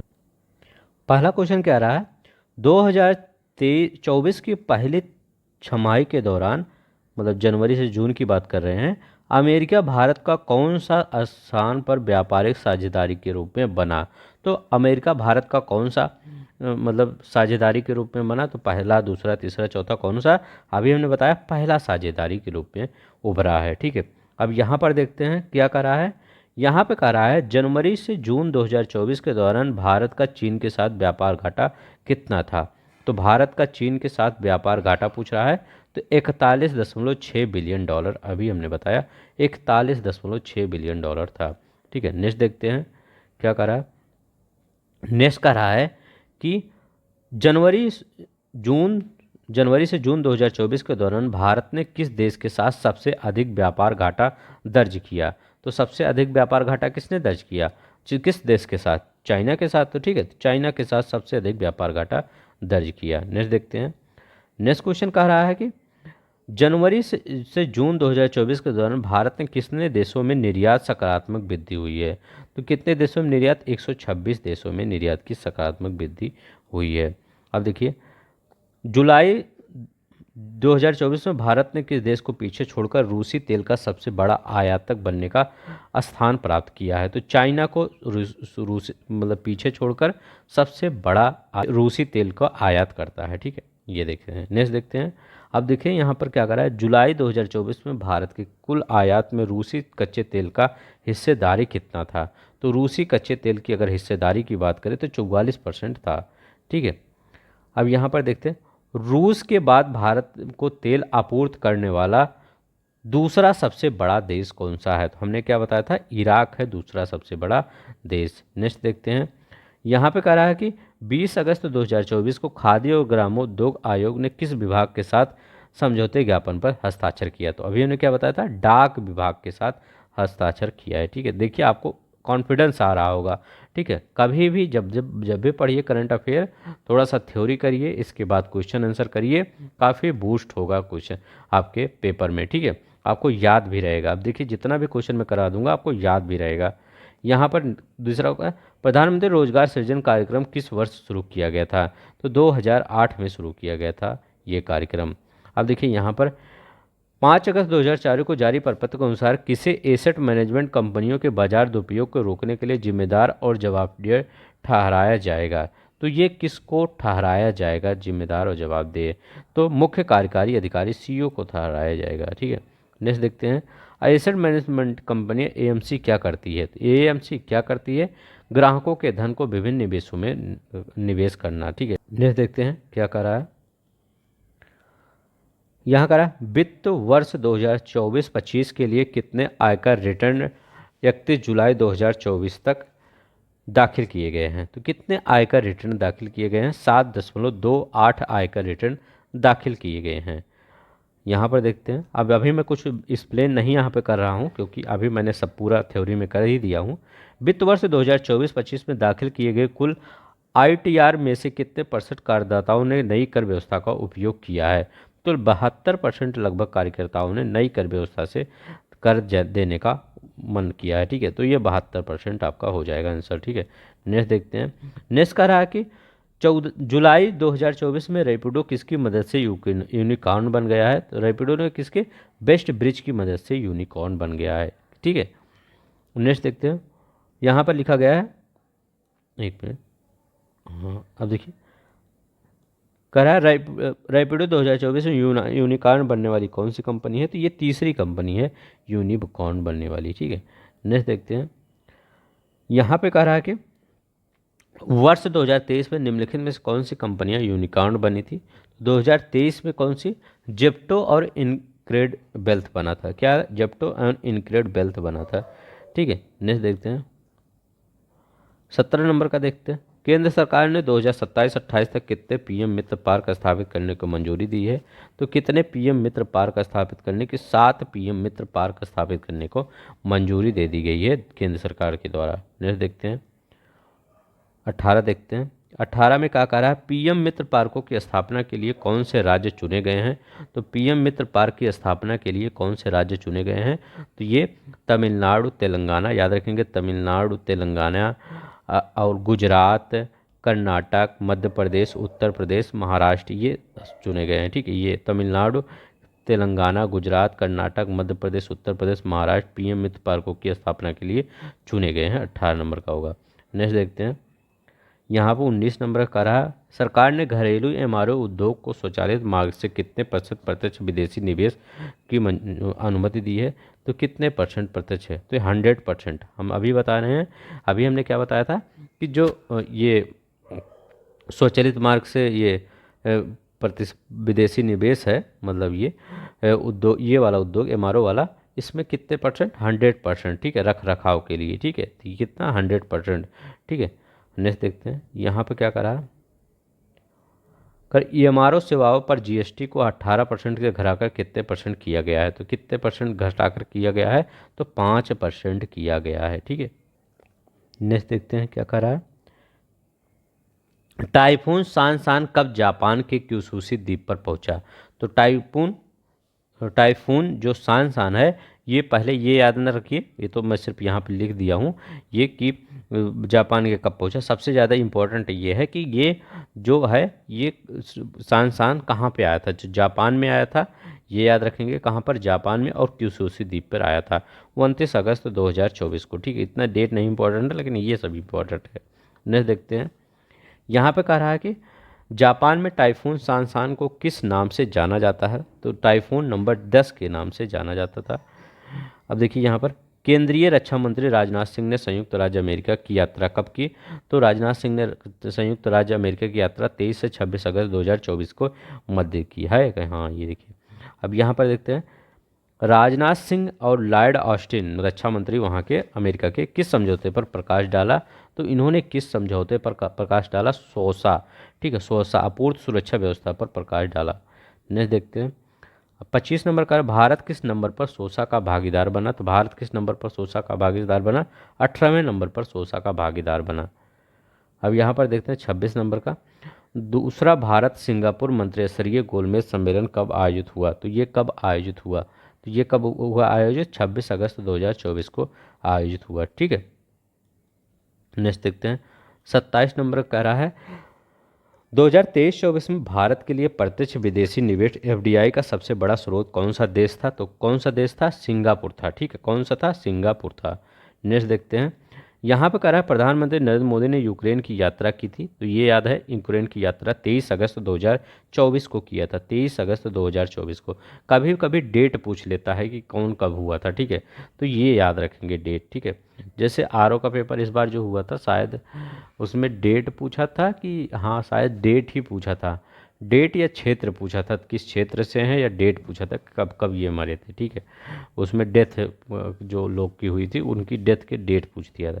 भारत ने यूक्रेन को किस नाम से पहले पहल के तहत मानवीय सहायता प्रदान की, तो भीष्म। ठीक है, वही जो आप बता रहे थे, पोर्टेबल अस्पताल, सहयोग हित और मैत्री के लिए एक स्वास्थ्य पहल। ठीक है, भीष्म के नाम से। अब यहाँ पर देखिए 30 नंबर का, भारतीय प्रधानमंत्री नरेंद्र मोदी ने पोलैंड की यात्रा कब की, तो पोलैंड की यात्रा कब की भारत प्रधानमंत्री ने, तो ये 21 से 22 अगस्त 2024 को। ठीक है, तो वहाँ 23 पहुँचे थे यूक्रेन में, यहाँ 21 से 22 अगस्त 2024 में। ठीक है, तो इसी समय पहले यहाँ तो वहाँ फिर। अब यहाँ पर देखिए क्योंकि पोलैंड से ही उधर गए थे ना। अब देखिए भारत ने पोलैंड के किस अवधि के लिए संयुक्त कार्य योजना पर सहमति व्यक्त की है, तो ये 24 से 28 तक। अब यहाँ पर देखते हैं 19वें भारत अफ्रीका व्यापार सम्मेलन का विषय क्या था, तो 19वें भारत अफ्रीका व्यापार सम्मेलन का विषय एक भविष्य निर्माण था। ठीक है, एक भविष्य निर्माण था। यहाँ पर क्या है, 19वें भारत अफ्रीका व्यापार सम्मेलन में कितने अंतर्राष्ट्रीय प्रतिनिधियों ने हिस्सा लिया, तो कितने अंतर्राष्ट्रीय प्रतिनिधियों ने हिस्सा लिया, कितने, 1100। ठीक है, कितने, 1100।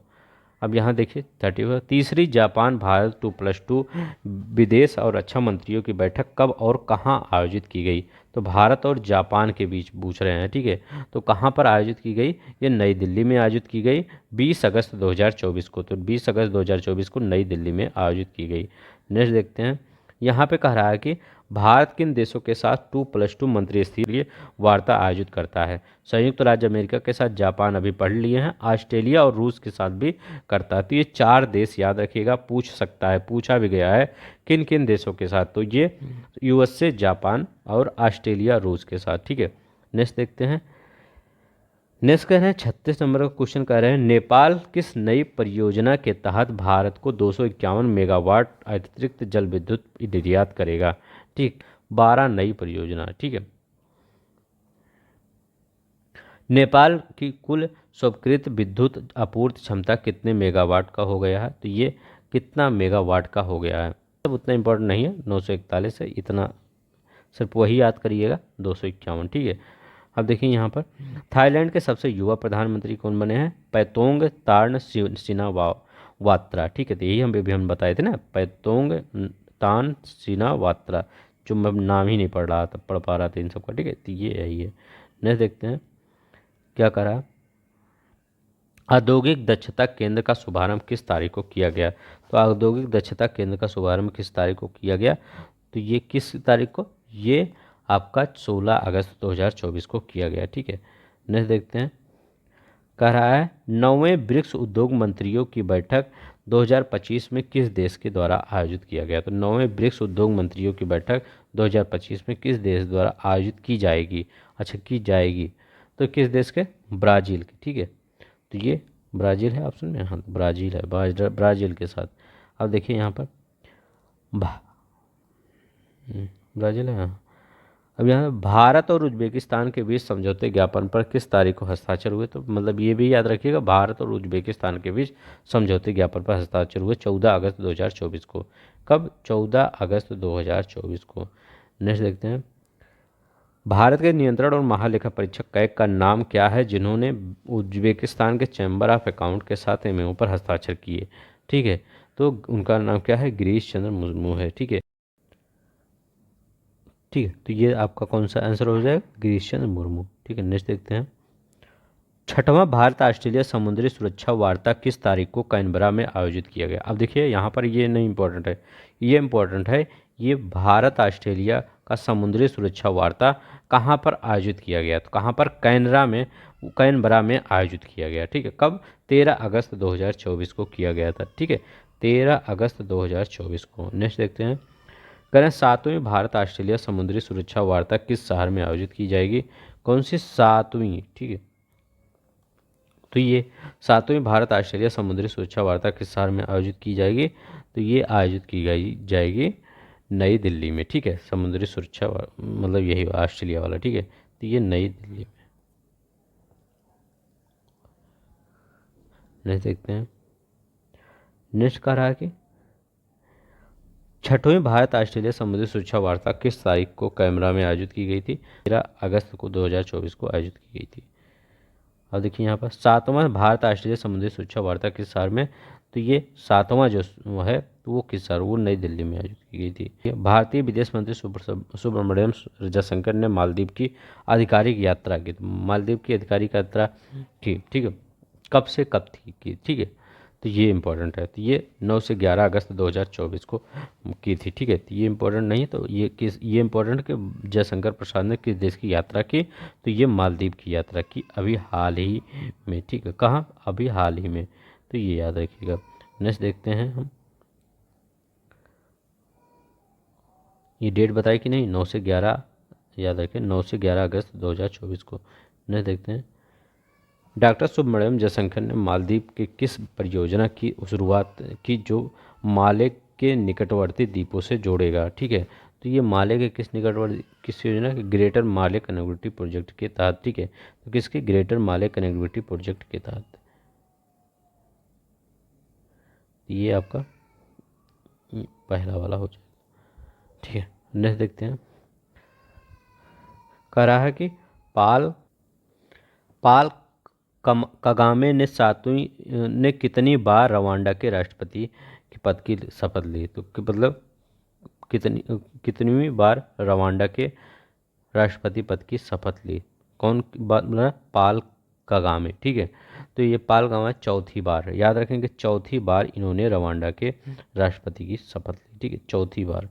ने देखते हैं 50 नंबर का, पाल कगामे ने कितने प्रतिशत मत प्राप्त कर वो रवांडा के राष्ट्रपति का मतलब जीता? तो 99.18%। ठीक है, 99.18%, मतलब सभी नीक जीत गए। ठीक है, तो ठीक है, तो याद रखिए ये सब नहीं पूछेगा, यही पूछेगा कि रवांडा के राष्ट्रपति पद किसको अभी जीते, कौन जीता, रवांडा के राष्ट्रपति कौन बने?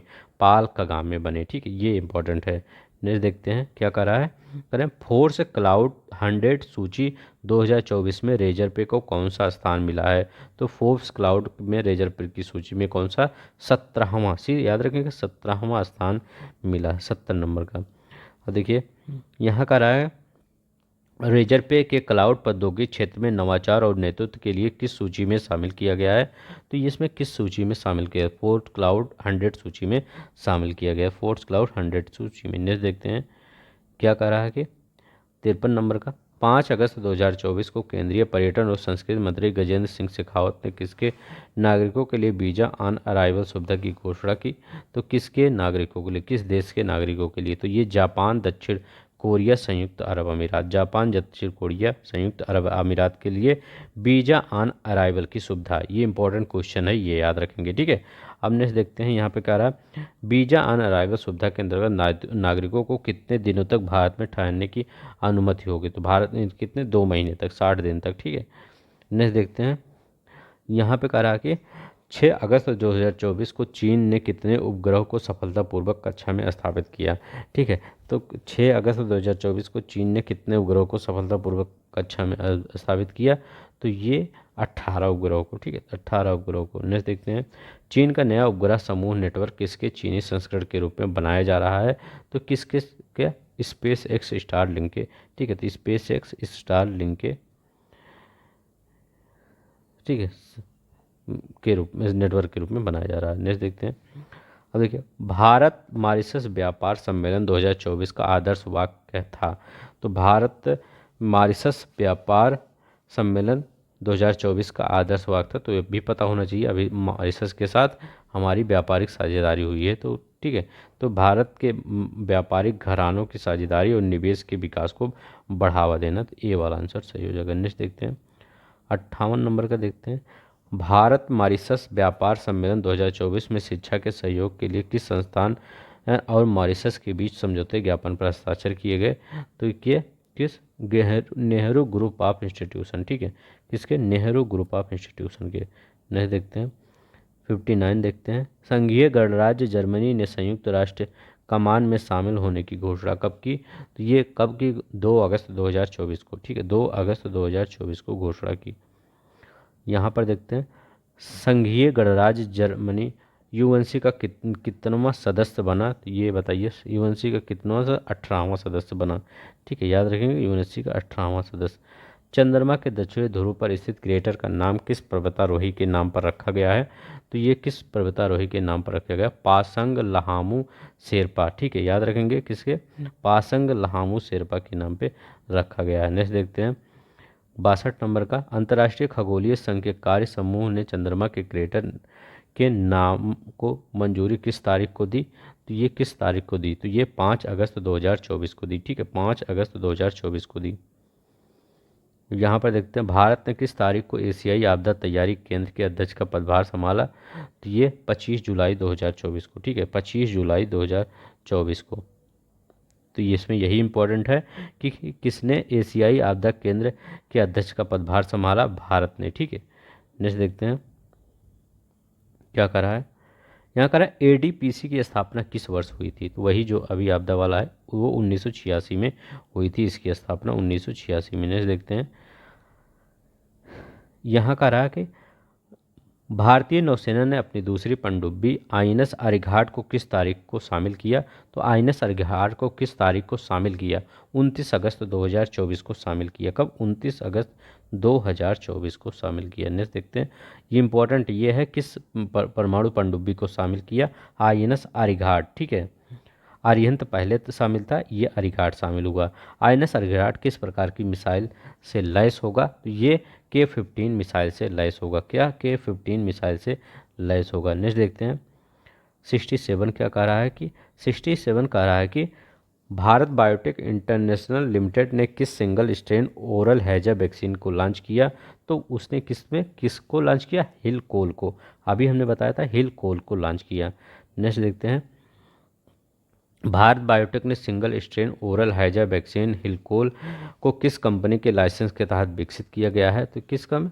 हिलमेल लेबोरेटर, ठीक है, हिलमैन लेबोरेटरीज, ठीक है, याद रखेंगे। अब यहाँ पर देखते हैं विश्व स्वास्थ्य संगठन ने एमपॉक्स प्रकोप से निपटने के लिए कितनी अवधि की वैश्विक योजना शुरू की है? तो कितनी अवधि की? तो 6 महीने की वैश्विक अवधि योजना शुरू की, 6 महीने की, ठीक, 6 मंथ की। 70 देखते हैं 70 क्या कह रहा है। WHO की एमपॉक्स योजना का मुख्य उद्देश्य क्या है? WHO की एमपॉक्स योजना का मुख्य उद्देश्य क्या है? एमपॉक्स के मानव से मानव संचरण को कम करना, ठीक है। तो एमपॉक्स के मानव से मानव संचरण को कम करना, इसका ए वाला सही हो जाएगा। 71 क्वेश्चन कह रहा है कि भारत का पहला पुनः प्रयोज्य हाइब्रिड रॉकेट रूहमी फर्स्ट स्टार्टअप अब विकसित किया गया, किसके द्वारा विकसित किया गया? स्पेस जोन इंडिया के द्वारा विकसित किया गया। किसके? स्पेस जोन इंडिया के द्वारा। नेक्स्ट देखते हैं कह रहा है रूहमी फर्स्ट रॉकेट किस उद्देश्य के लिए सैटेलाइटों को लॉन्च करने के लिए डिजाइन किया गया है? तो ये ग्लोबल वार्मिंग और जलवायु परिवर्तन पर, ठीक है, इसके लिए लॉन्च किया गया है, ठीक है, डिजाइन किया गया। ये आपका बी वाला आंसर सही हो जाएगा। 72 की भारत की पहली स्वदेशी इब्रा MDX, याद रखें इब्रा MDX मंकी पॉक्स RT-PCR किस कंपनी के साझेदारी से विकसित की गई है? Trans Asia Diagnostics Private Limited, ठीक, ए वाला सही हो जाएगा, ठीक है। नेक्स्ट देखते हैं क्या कर रहा है। मंकी पॉक्स MPX बीमारी को किस कारण से नामित किया गया है? तो ये किस कारण से नाम, इसकी खोज मतलब किस कारण से नामित किया गया? इसकी खोज बंदरों में हुई थी इसीलिए, ठीक है, इसकी कहीं पे है, इसकी खोज बंदरों में की गई थी। तो ये पहला वाला आपका सही हो जाएगा, ठीक है, ये पहला। नेक्स्ट देखते हैं भारत का दूसरा स्वदेशी 700 मेगावाट परमाणु ऊर्जा रिएक्टर किस स्थान पर शुरू हुआ? तो किस स्थान पर शुरू हुआ? ये काकरा पारा स्थान पर। ठीक है, अभी हमें बताए थे काकरा पारा स्थान पर। लगभग सभी क्वेश्चन आप सब कर दे रहे होंगे। भारत के कितने स्वदेशी 700 मेगावाट परमाणु ऊर्जा रिएक्टरों का निर्माण किया जा रहा है? अब ये कब तक प्रचालित होने की संभावना है? ठीक है, तो इसमें कितना 14 करने की है और 2031-32 तक याद रखिए कितने परमाणु मेजा रिएक्टरों का निर्माण किया जा रहा है? 14। ठीक है, यहाँ पे याद रखिएगा 14 और 2031-32 तक पूर्ण होने की संभावना है। ठीक है, नेक्स्ट देखते हैं। करा 77 IOS-08 पृथ्वी अवलोकन उपग्रह को किस लघु उपग्रह प्रक्षेपण यान D3 के माध्यम से प्रक्षेपित किया गया है? तो ये SSLV। ठीक है, याद रखेंगे SSLV के नाम से प्रक्षेपित किया गया है। नहीं देखते हैं। अब यहाँ पर देखते हैं क्या कर रहा है कि IOS-08 उपग्रह को कितने पेलोड है और उनके नाम क्या है? तो उनके कितने पेलोड हैं और उनके कितने नाम हैं? तो उनके कितने पेलोड है? 3 EOIR GNS SIC UV decimetre. ठीक है, इतने हैं। ठीक है, तो ये आपका कौन सा हो जाएगा? बी वाला आंसर हो जाएगा। ठीक है, उनके नाम क्या हैं और उनके कितने पेलोड है? तीन आपके कितने पेलोड हैं? 3 पेलोड हैं और उसके नाम भी यही है। ठीक है, कौन सा है नाम? EOIR GNSR और SIC UV डेसीमीटर IOS-08 उपग्रह के पेलोड। ठीक है, नेक्स्ट देखते हैं। स्वदेशी कामिकेज ड्रोन की अधिकतम रेंज कितनी है? तो अभी हमने बताया था कितनी रेंज अधिकतम है? 1000 किलोमीटर की अधिकतम रेंज है। ठीक है, नेक्स्ट देखते हैं। अब यहाँ पर कह रहा है कि स्वदेशी कामिकेज ड्रोन किस इंजन का उपयोग किया गया है? तो इसमें किस प्रकार के इंजन का? तो वांकेल इंजन का। याद रखिए कि वांकेल इंजन का प्रयोग किया गया है। इतना नहीं पूछेगा। ठीक, कामिकेज से पूछेगा ड्रोन के बारे में कि कितना दूर जा सकता है। ठीक है, भारत की पहली स्वदेशी डेंगू वैक्सीन डेंगीआल का तीसरे चरण का क्लिनिकल परीक्षण कब शुरू किया गया था? तो ये क्लिनिकल परीक्षण 14 अगस्त 2024 को शुरू किया गया था। ठीक है, 14 अगस्त 2024 को। नेक्स्ट देखते हैं 83 डेंगीआल वैक्सीन के तीसरे चरण के लिए क्लिनिकल परीक्षण में किस संस्थान ने प्रतिभागी को टीका लगाया? ठीक है, किस संस्थान ने पहले प्रतिभागी को टीका लगाया डेंगीआल? तो Pandit Bhagwat Dayal Sharma post graduate institute of medical sciences. ठीक है, ये 84 long range glider bomb Gaurav का पहला उड़ान परीक्षण कब सफलतापूर्वक संपन्न हुआ? तो ये कब हुआ? 13 अगस्त 2024 को संपन्न हुआ सफलतापूर्वक। ठीक है, तो इसमें ये याद रखिएगा लॉन्ग रेंज ग्लाइडेड बम गौरव। ठीक है, इसके बारे में याद रखिएगा। नेक्स्ट देखते हैं 85 नंबर का देखते हैं। गौरव ग्लाइड बम का परीक्षण किस स्थान पर किया गया है? तो गौरव ग्लाइड बम का परीक्षण उड़ीसा के तट पर किया गया है। किस पर? उड़ीसा के तट पर किया गया है। नेक्स्ट देखते हैं 86 मंगल ग्रह पर तरल अवस्था में पानी की खोज किस पत्रिका में प्रकाशित हुई है? तो ये किस पत्रिका में प्रकाशित हुई है? ये proceeding of the nation academy of sciences पनास। ठीक है, या proceeding of the nation academy of sciences. अब यहाँ पर देखते हैं क्या करा।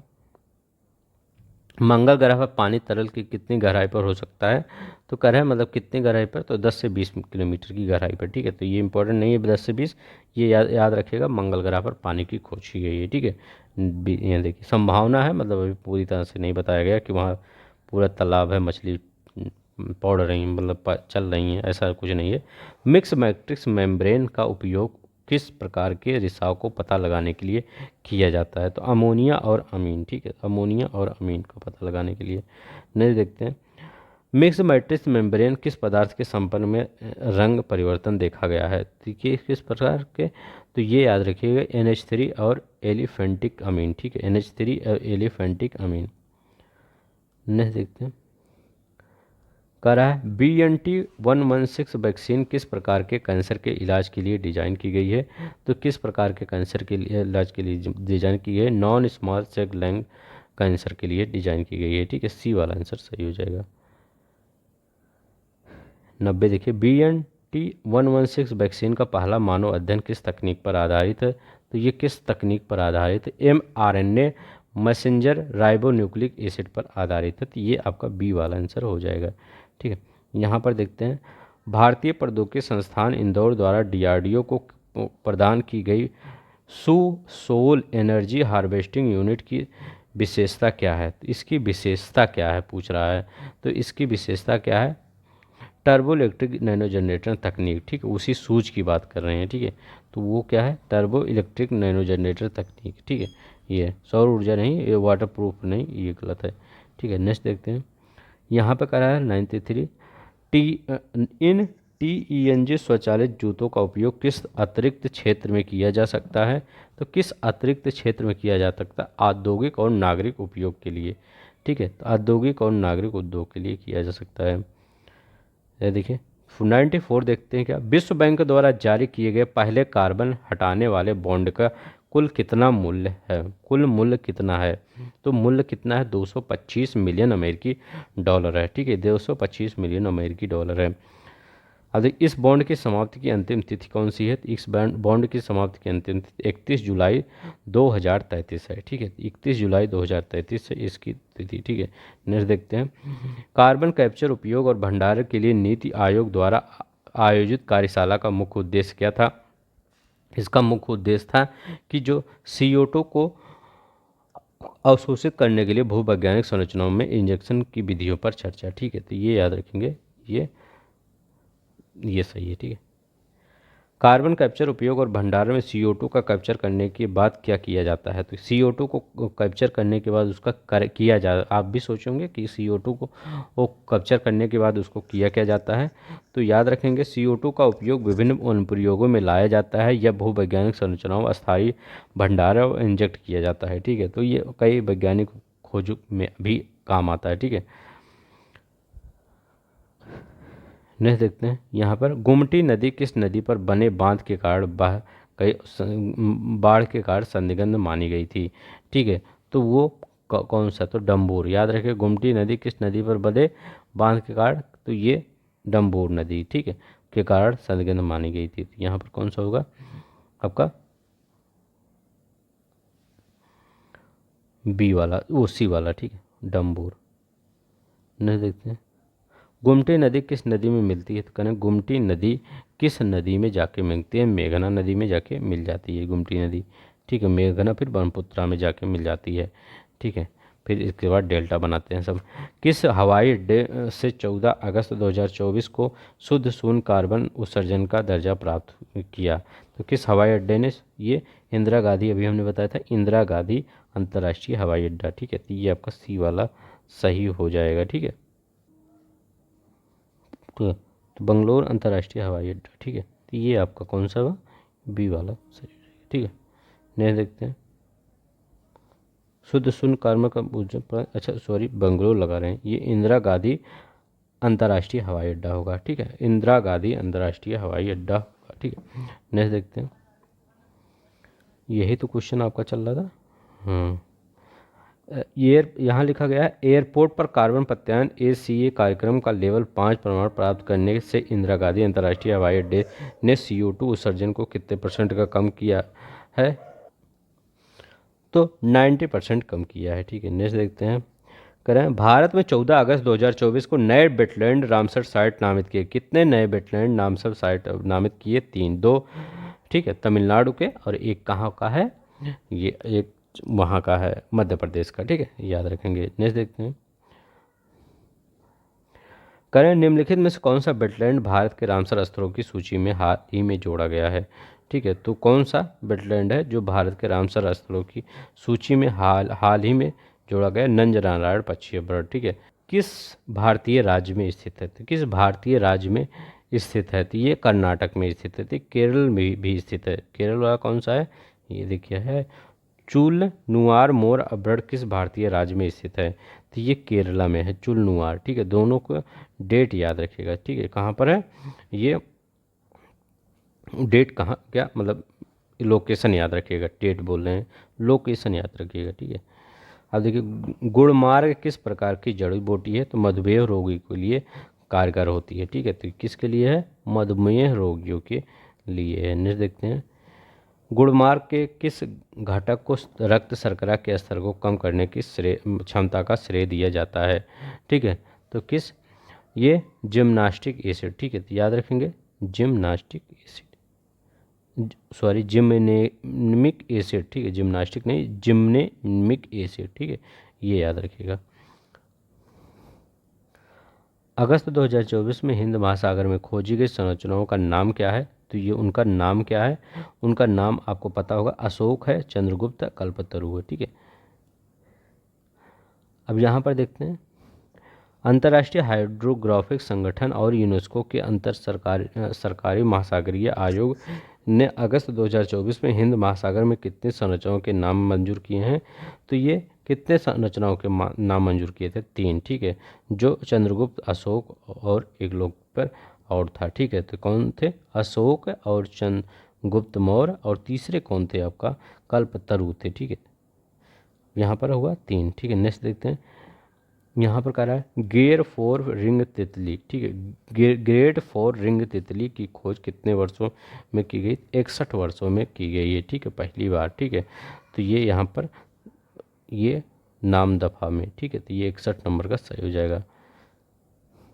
ग्रेट फोर रिंग तितली का पुनः खोजा गया स्थान कौन सा है? तो ये कौन सा स्थान है? नाम दफा राष्ट्रीय उद्यान अरुणाचल प्रदेश में जो है वही है, सी वाला आंसर सही हो जाएगा। नेक्स्ट देखते हैं, बस। ठीक है, कितना क्वेश्चन था? 113 क्वेश्चन था।